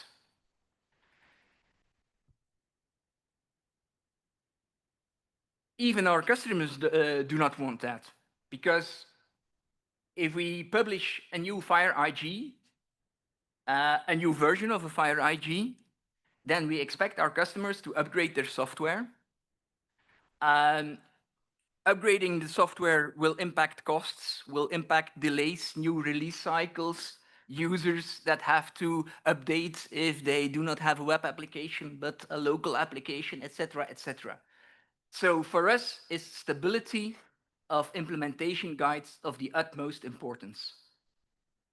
We do not want to republish an implementation guide if a new term in the terminology is introduced or changed. So what is our solution for that? Our solution for that is we want from our FHIR IGs maximally refer to the national terminology server. And the terminology and the modifications to the terminology will be managed by the national terminology server and the NRC. So from that point of view, we can derive our two main use cases. We have the people that will have to follow the standard, and they will need online or bulk access. I know it's a bit of a disputed and controversial topic, but many of our customers want to validate the messages they either receive or they send. So they want to know whether the message they are sending is a valid message. Many people in the FHIR community say that's not an essential feature. You do that during development, but you do not do that while in production and while exchanging messages. We have proof of the contrary, because in many cases we see that conflicts arise if people do not validate their messages when sending out or when they are taking messages in. Because the software is made for certain expectations, and especially those expectations are made in an implementation guide. That's what an implementation guide is made for, just to concretize those expectations from both sides. So if you do not do the validation and by accident or on purpose you do not follow the standard, you will jeopardize the reception of the message on the other side. So we really need bulk access and online access to terminology servers. That access is late, so it is on the moment that the standard has already been defined. And that's a completely different situation from the next situation, namely the situation that is for us as eHealth platform, the standards body, the day-to-day situation, namely the creation of the standards. Because at that moment, we only need very rare access, sparse access, the moment we are discussing, the moment we have in our working groups the exchanges about, yes, this value should be present, yes, that value should be present, and then after that we try to compile a temporary version of the IG, and then we need to validate what we have discussed with the elements that are available in the national terminology server.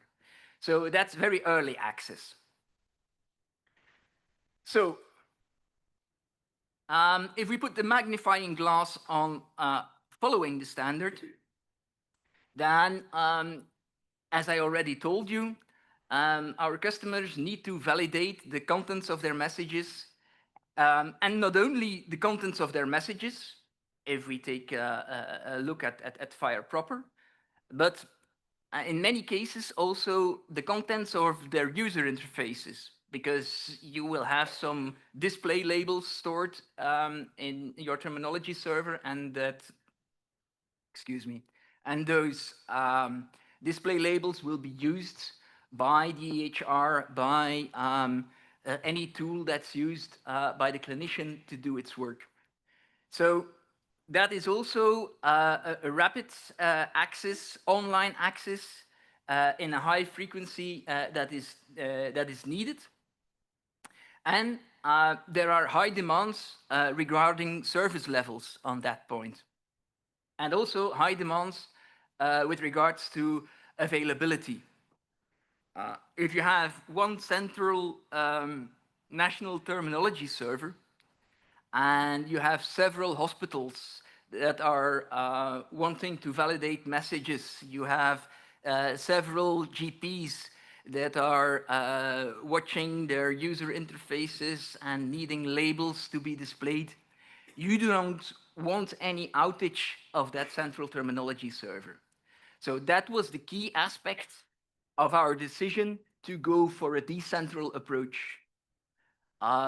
We want to have the terminology server as close as possible to the user.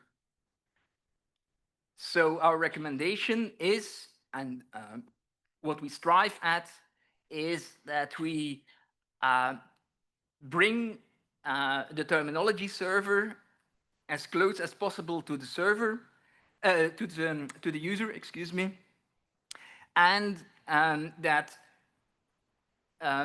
each user has his own copy of the terminology server as a local service, so that he can be responsible of his own service level agreement, of his own availability, and last but not least, also when he is upgrading his system, because, well, we live in a real world, and if you have a software that needs to be modified because of extra values in a value set, then you want to be able to modify your software and decide yourself as a hospital or as a GP software developer when you start using that information.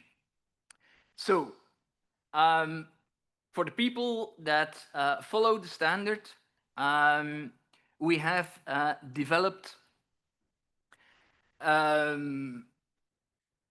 a vision of a local terminology server, but what we saw was that hospitals, software vendors, other stakeholders were not very happy with what was available in the field.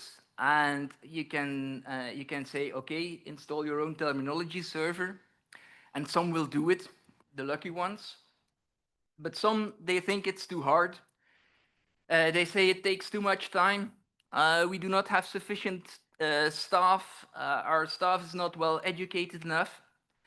And that's why we provided, together with the Federal Public Service of Health, a technical assistance in the form of a Dockerized version of Snowstorm. And we have added some elements that makes life easier for people in the Belgian context. And well, you can see the link where you can find the implementation. We based the implementation on Snowstorm, and well, people behind Snowstorm are here as well. We made several contributions based on, but not only, based on the testing environment that was provided by HL7 FHIR, and to a large degree, but not completely, because there is quite some evolution in those tests. We comply with those test cases. And the level where we are at now allows us to use Snowstorm as a client for FHIR-based clients, as is expected in the larger proportion of those tests. If you have additional questions about this Snowstorm local, you can ask me some questions either now or in the time that it's provided for the questions. From a contents point of view, what did we make easier? We made it easier to load SnowMed-CT using the syndication mechanism, and we are using the MD L5 whatever way of syndication. So what was explained in the other session by Michael. We integrated that, and we provided some handles to activate, deactivate, determine versions, etc., etc. What we wanted to do was putting that syndication in the hands of the user. So he can decide when or how he provides his own system with the needed upgrades. And we did the same for Loink, for the HL7 terminology, for UCUM, and for a number of other frequently used classifications and terminologies in Belgium. But you should know that we do this always under the condition of the licenses that are provided with those terminologies. So we do not include those terminologies. We only provide the ways to load them easily and update them easily. For setting the standard, so for using the IG publisher, as I already explained, we need sometimes early access to terminology sets, but we only do that with a low volume. There is only a limited number of people who are creating IGs. And we can, to a certain point, accept single points of failure. And that's where we use the immediate FHIR API to access the national terminology server.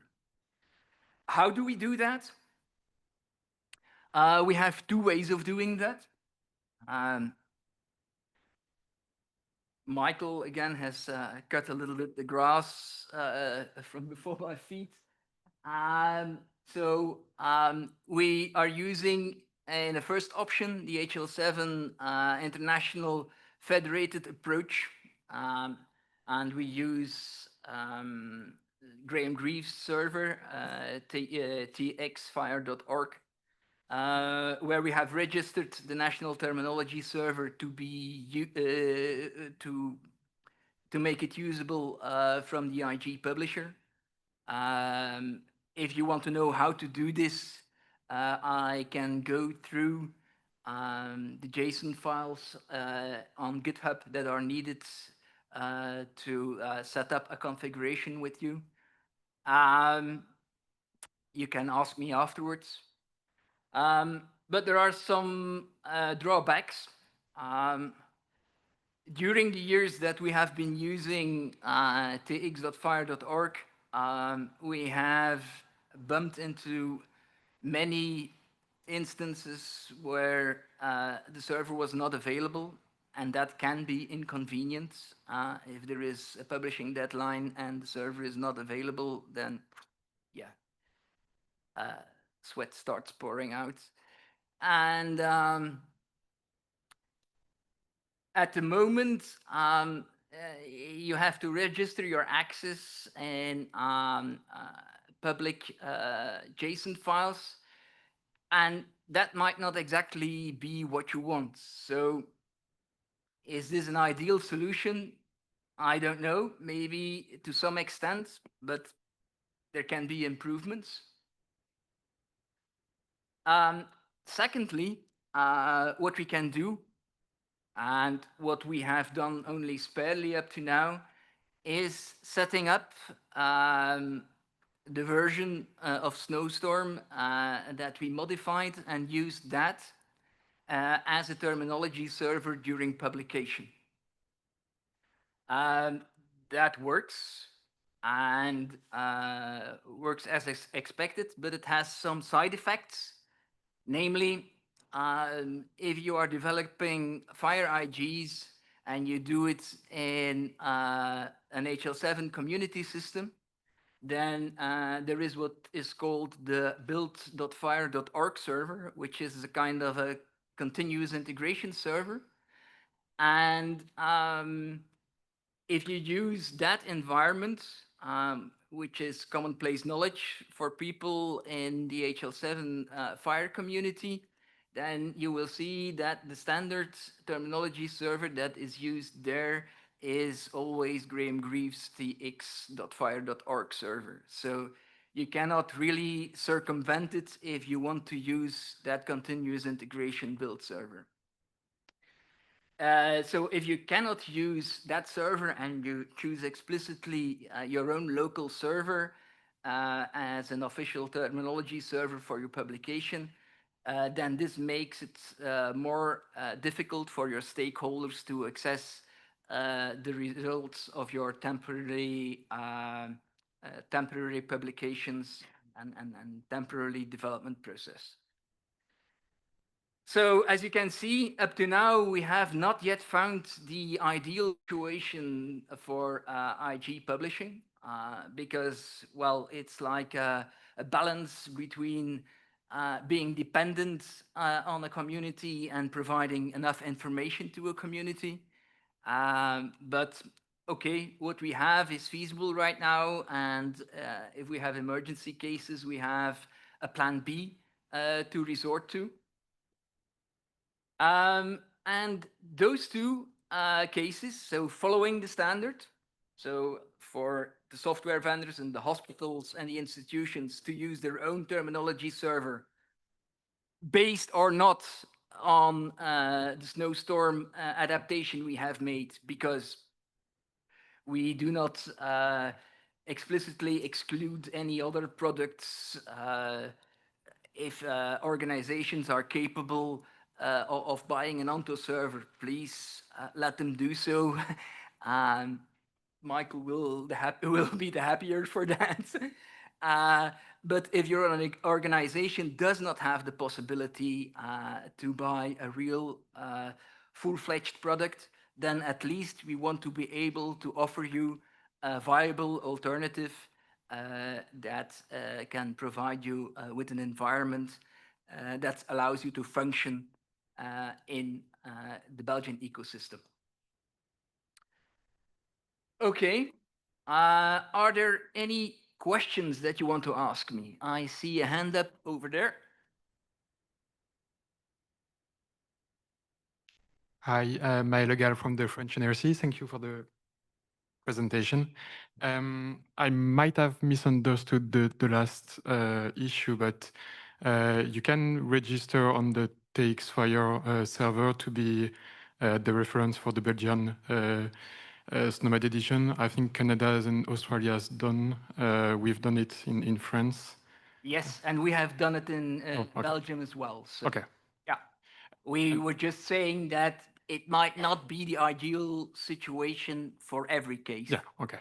Yeah. And is it possible to have some details on what you are referring to, the comfort package in the Docker, the Snowstorm Yes, Docker? yes, there is extensive documentation available at the URL that is in the presentation. And we also have our development version, so the source code version is available as well, and it's fully open source. Well, we also rely on K to incorporate a number of pull requests that we have addressed to SNOMED City International. So our aim, in any case, our aim is to be as fully compliant with the standard snowstorm as possible. Michael? Thanks. I appreciate the need to separate the IG structure content from the terminology content.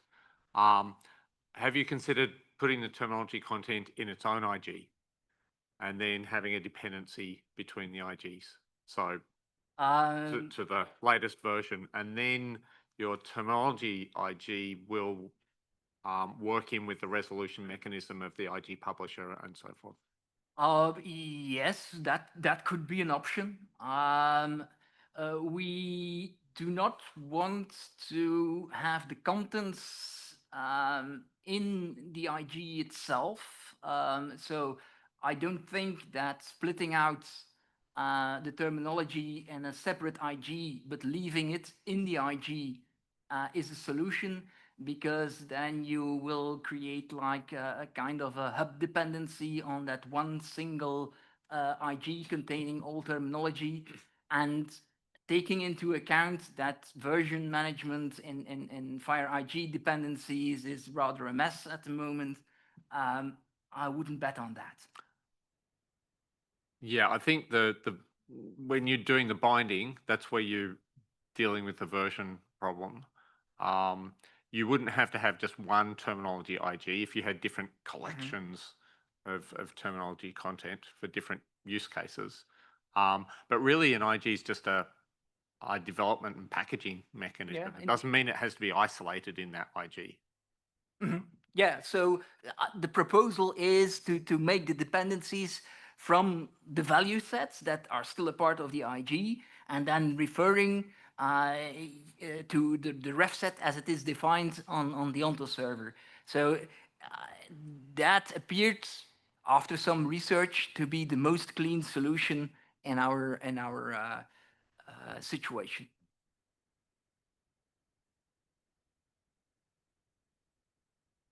Thank you. Any other questions?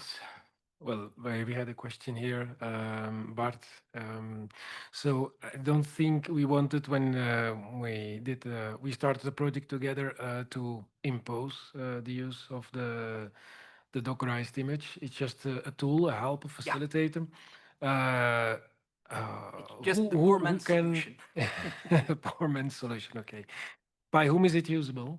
I mean, is it limited to Belgium? By really anyone who has any interest in using terminology in the Belgian context. So we made it in such a way that it has as little technical dependencies as possible.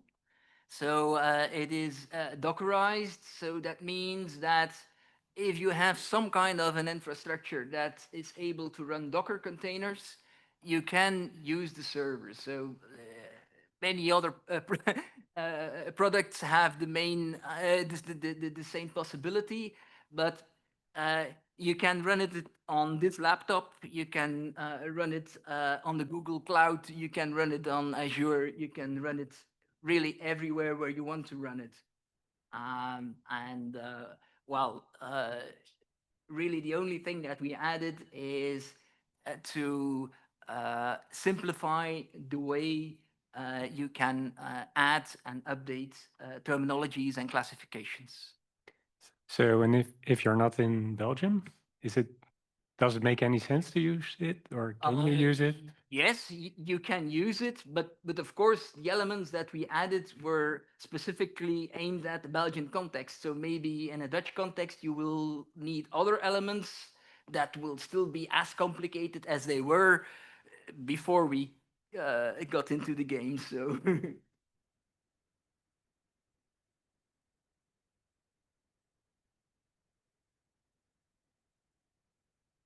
Other questions? Other questions online, Munir? Questions? Okay, then let me thank you very much, but not only for the presentation, but especially for the development of this solution. It will help us a lot, and it is one of the 3 pillars of our implementation roadmap of SNOMED. So it was not only me; there are other members in the team as well. It was your team. So thank you very much. Thank you.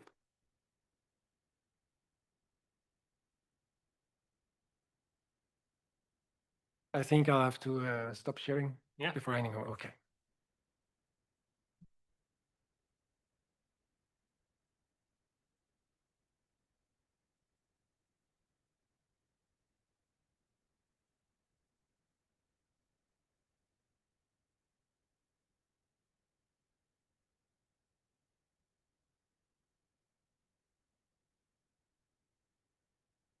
So for the last part, exciting part, Peter will do a live demo of the 3 use cases in the Netherlands. So let's see if it works. It will. So, good afternoon. My name is Peter Eneman. I work at Nictis. I'm not a specialist on terminology, but I am a specialist on FHIR interfaces. So, what I wanted to do is explore FHIR interface for the our national terminology server, and explore what you can do with the content that we have on a national terminology server, and especially our national terminology server. So, as David said, I'm going to try a live demo which is always interesting. I built a little demo, and this is a hypothetical electronic health system. And I think I'm going to switch gears about the exact context during the demo, just to show what you can do. So, but let's assume in our situation that I have a system for a healthcare provider which is able to retrieve data from another system using a FHIR API. So I already configured where I wanted to retrieve data, and I know I can retrieve lab results and conditions of a certain patient. And so I hypothetically gone through a few steps where I said, okay, yeah, I want to go to this server, and already authenticated and got all the permissions, and now I'm ready to press the button to retrieve lab results. And well, works. So I get two lab results back, and you can see them in my interface, graphical interface. And on the right-hand side, you can see what's happened under the hood. So this is not a terminology server yet. This is a FHIR query for observations or for laboratory observations. You can see here what I requested, which is, well, you can see it's not actually a FHIR server elsewhere, but on my computer. But I asked for observation resources of category, which are categorized as a laboratory result. And you can see here the response that I got. This is FHIR response, and you can see here that I got 2 results, and the results are actually here. So what do we have? We have 2 lab results, and I can see that they are about glucose. Unfortunately, they are in German, and I don't speak German very well, so I don't understand what it says. So I wanted to take a look, where does this information actually come from if you look at the FHIR messages. Is it visible, or should I zoom in? It's okay. So I got, as I said, 2 resources. Those are both observation resources. That's what I requested.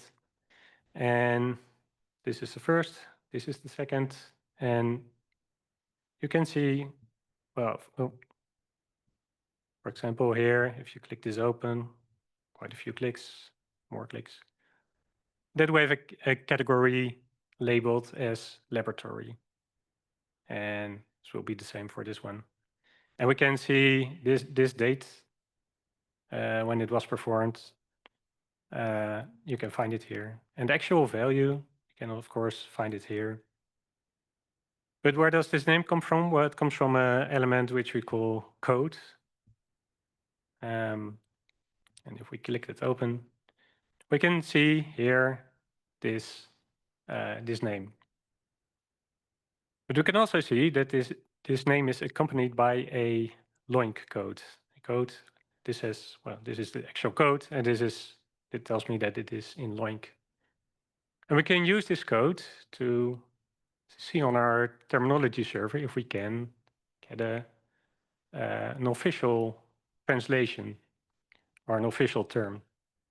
So I built 2 buttons in my system to ask for the official term and for the later on the Dutch translation.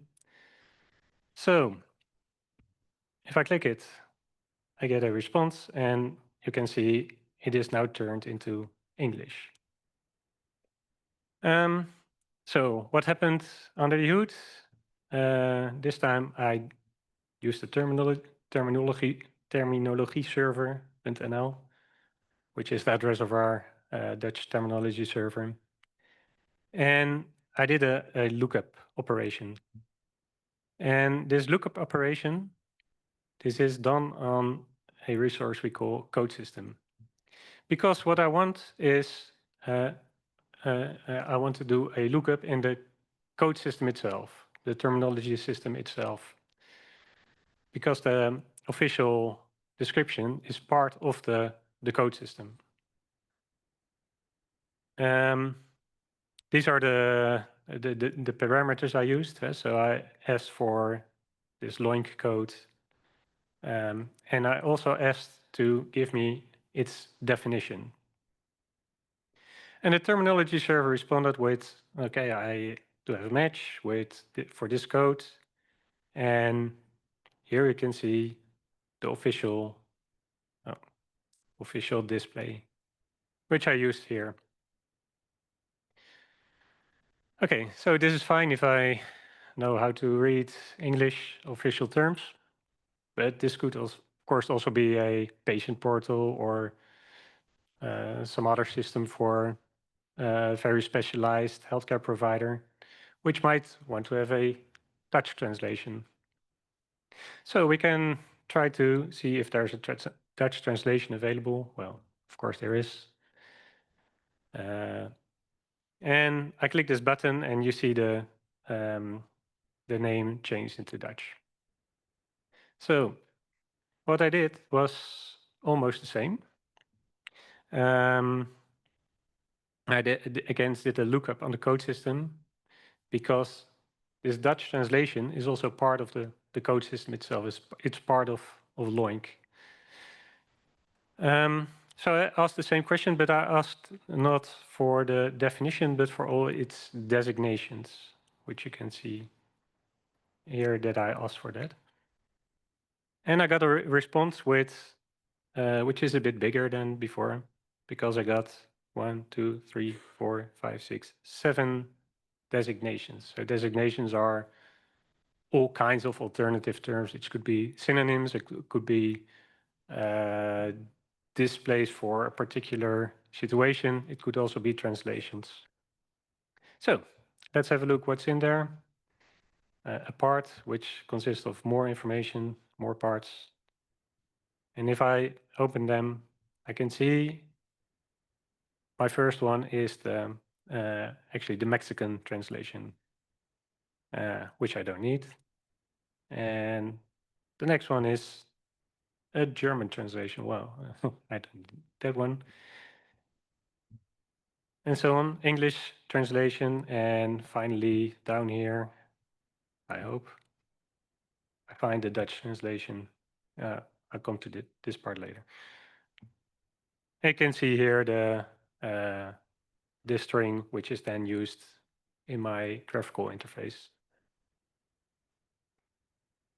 So this is quite straightforward. We can query the terminology server for an official display and for translations.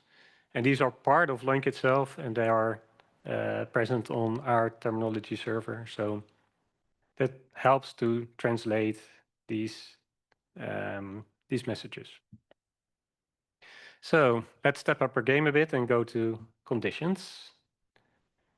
Once again, I ask my the FHIR server from the other hospital or something like that for conditions, and I got a response, and I got actually 3 results. First 2 are in Spanish. The third one, interestingly, is in Dutch. So I'll come back to that one later if we have time for that. The first one, it says something in Spanish, which I don't understand. But just like before, it's probably coded information. So when I go to the FHIR message, I can once again find all this information like the clinical status, which was resolved, and I can find it back here. And I can find the onset date time and the abatement date time. And once again, I can find the name in this code element. This time it's not encoded in a LOINC, but in SNOMED. Regardless, I can ask for the terminology server if there's an official term available. So just like before, I do this lookup operation in the code system SNOMED and ask for the definition. And once again, I got this information back, and I now have a display of eruption, which as a patient does not tell me anything, but right, it's English at least. And just like in the LOINC use case, I can try to ask for the Dutch translation. And so this time I'm doing again the same, but I ask for all designations. And once again, I got a lot of designations back. This time they are a bit different because this is how SNOMED is installed on the server. Because the first designation is not a Mexican translation, it is English translation. But it has a different use. It has a use of a synonym. And if we look at the other designations, we will see similar things. So this is also a variant of English with use of the preferred display. And can go further. Also English. Also preferred. Interesting. So, and once again, a synonym in English. And actually, the Dutch designations will be down here. So synonym, well, you get the point. What I did is there are actually two preferred terms in this message, and these are displayed right here. Interestingly, the location on the body is also encoded in SNOMED, so I can translate that. That's really nice. Structure of lower leg. I could translate it in Dutch, which is not very exciting, but very handy anyway. There's one other thing I can do with the content on our national terminology server, and that is I can ask for a patient-friendly explanation. It's this button. And you see, if I do that, I get a, well, not everybody here speaks Dutch, but I get a more descriptive text, not like 2 or 3 words, but really a description. And so this is really useful for like a patient portal where you only get to see eruption, and then you can query the terminology server to give you some explanation. The way this is done is quite different than what we've seen before, because these patient-friendly translations are not actually part of the code system itself.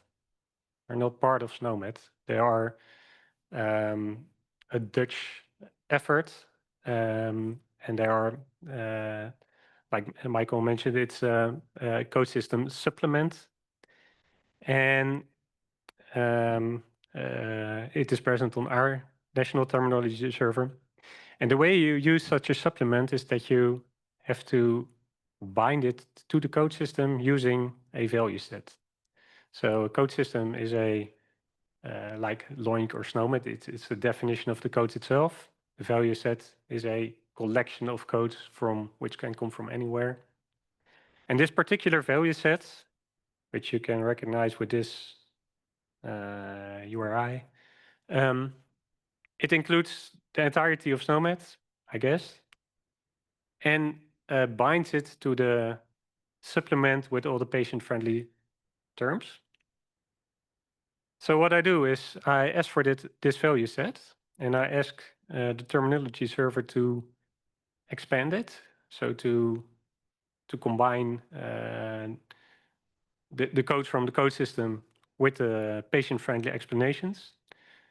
But I also ask it to filter only on this specific SNOMED code, which is this one. And the answer that I get will be a value set which contains exactly one value, this one, with all its designations, and now includes a designation that says this is a consumer-friendly term. And it contains this string, which is presented here. Well, I can do the same for the location on the body, but of course, there's no explanation available because that's not really needed here. How we're doing in time? Quite good, actually. So, can do the same here, of course. Here. So that's really a convenient way to, to translate the information that you get from another system to, to your local needs. Or I have a bit different situation. So let's go back to the FHIR message to see what's going on here. It's this resource. It's well, here you can find the onset date time, verification status, all that stuff is the same. But if we look at the code, then we see it's not SNOMED. It's ICPC1NL, which is a Dutch system. I'm looking at my colleagues. Yeah, mainly used by primary physicians. Yeah, okay. So if you were to standardize on SNOMED for some reason, because we made a decision to use that from now on, or you want to import it in your hospital system and you standardize on SNOMED, you now have a bit of a problem because this is not SNOMED. However, what we can do is ask our terminology server to relate it to SNOMED, because our terminology server has a concept map, which concept map is a FHIR resource where you can say this concept from this terminology system has this relation to this concept from this other terminology system. And so there's a concept map for ICPC1NL to SNOMED. And I can ask the terminology server to translate this specific R97 code to SNOMED. And now I get a response, and it says, well, I have a match. This R97 was in this concept map. And there's actually a relation with two SNOMED concepts. Both of them have an equivalence of narrower. So it means the SNOMED concepts are more specific than this R97 code.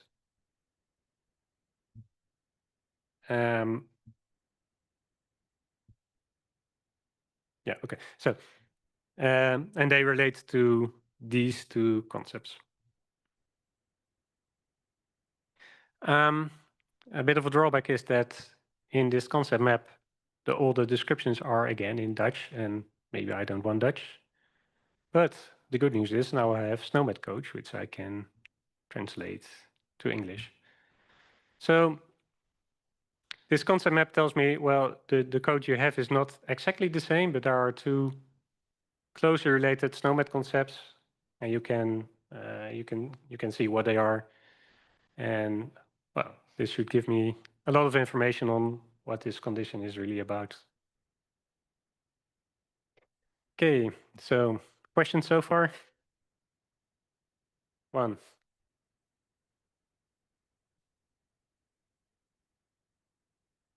Excuse me. How okay? How do you make the distinction when to use a supplement and when to use a concept map? Do you have any specific criteria to make that wow. decision? I think a supplement is really meant to provide alternative alternative designations. Well, I'm looking also. Yeah. Okay. And a concept map is really to make it to show a relation between concepts. So use cases are a bit different, but I think you can use concept maps to do this as well. Right? It would be an equivalence of something like related to. And I do have actually a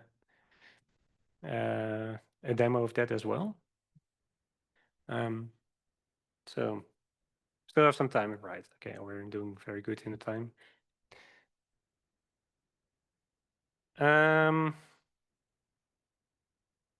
So I'm switching to a bit of another demo.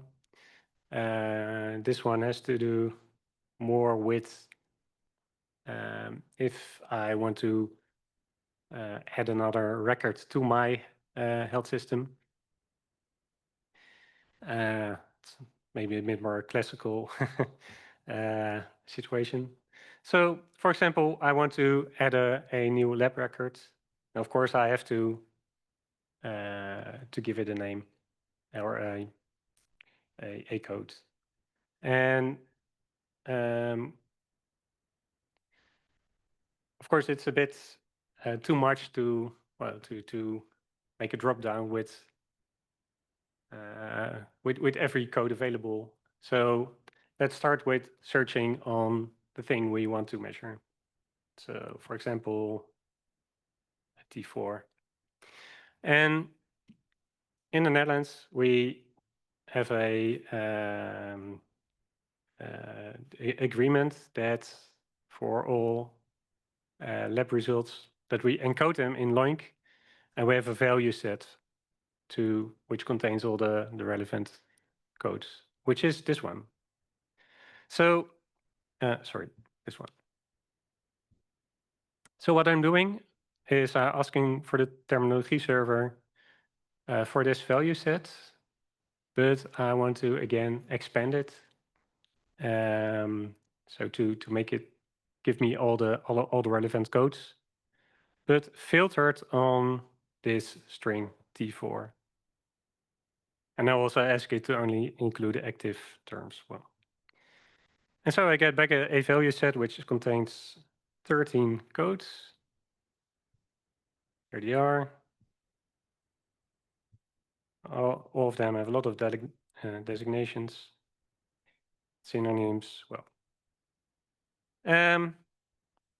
I filter out the relevant designation and I put them here in the dropdown. So let's choose this one.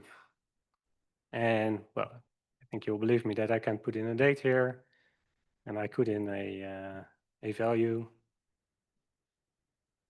and I put in a unit, and then I get a error message because I put in the wrong value.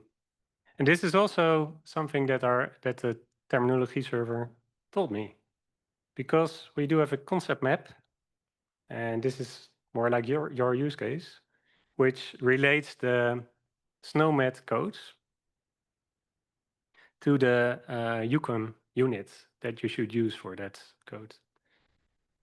So what I did is, again, a concept map translate, where I asked for this line code, and I got a match which said, well, equivalence is related to, well, what else can you say? And the value is, it should be micrograms per liter. So. So this is a bit of a different use case than what you maybe normally would think of with a terminology server, which can be very useful in this situation. Okay, so in this situation, I search for T4, and I search for T4 in a predefined value set, which contains all the relevant lab codes in a LOINC. I also made a screen to enter a new condition, and this time I'm just going to search for all conditions that are that match my search string. So let's say ankle fracture, and do the search. And once again, I get a response. The difference here is that I don't have a value set, which says I don't have a value set on the terminology server, which says these are the codes you can use to encode conditions. I want to, as a terminology server, give me all conditions in SNOMED that that match this filter. So difference with the previous situation is that I didn't use a value set URL. I included a value set. So this part here, oh, can I highlight it? This part here is a value set I constructed on the fly for the request. And it includes the entirety of SNOMED. No, it includes SNOMED, where all concepts are a child of this code, which is the conditions. Hope I'm saying that right. But so these are a few ways that you can use the content on a terminology server to in your electronic health record. I think I'm through with my demo. So are there any questions? One.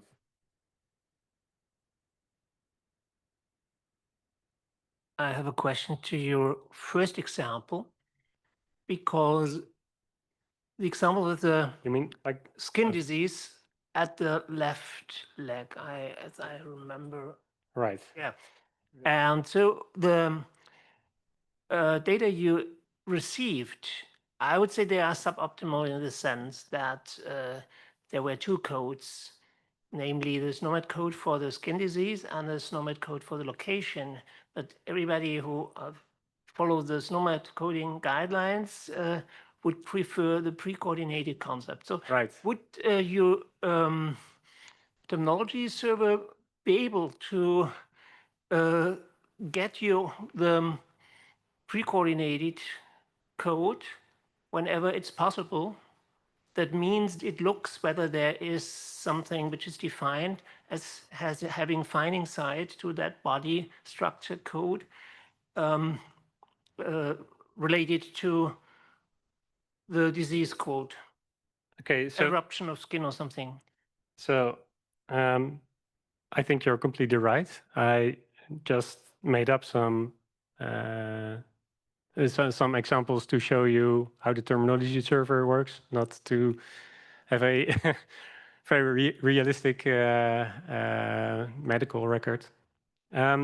So what I did here is, again, I'm making a new condition and I search for fracture, ankle fracture. And these are all the things I got back now. So let's see.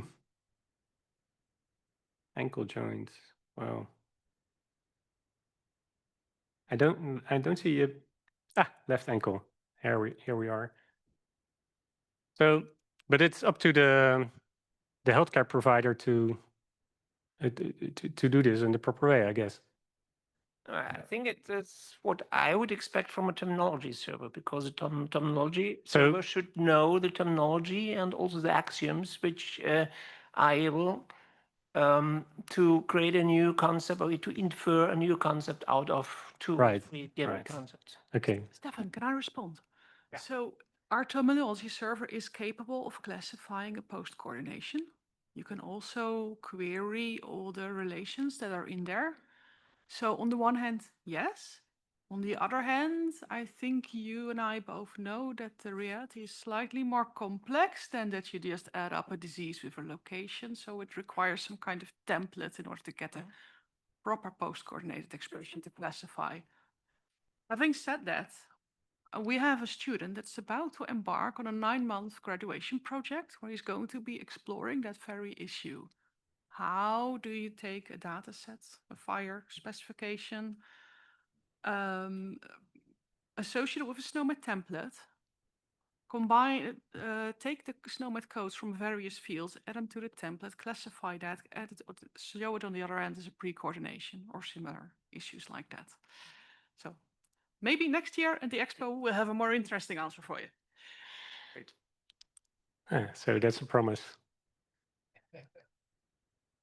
But yeah, I think the user interface should help you with this, and I think the terminology server can help the user interface to make the proper decisions. So, are there any other questions? I think then we can go to the drinks, right? Thank you very much.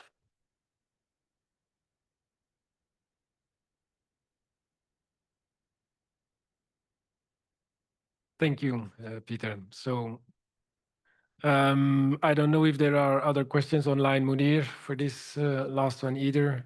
We'll keep track of all the questions online and the discussions we had on the break, and we'll make sure to, of course, to put available all the information we showed here.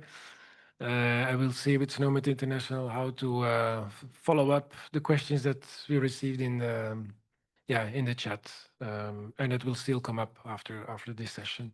I want to thank all the speakers. I want to thank the collaboration with NICTIS, especially also with CSIRO. And thank you, of course, for your participation, the audience, and for your patience also. So have a nice evening. Thank you, and see you soon again.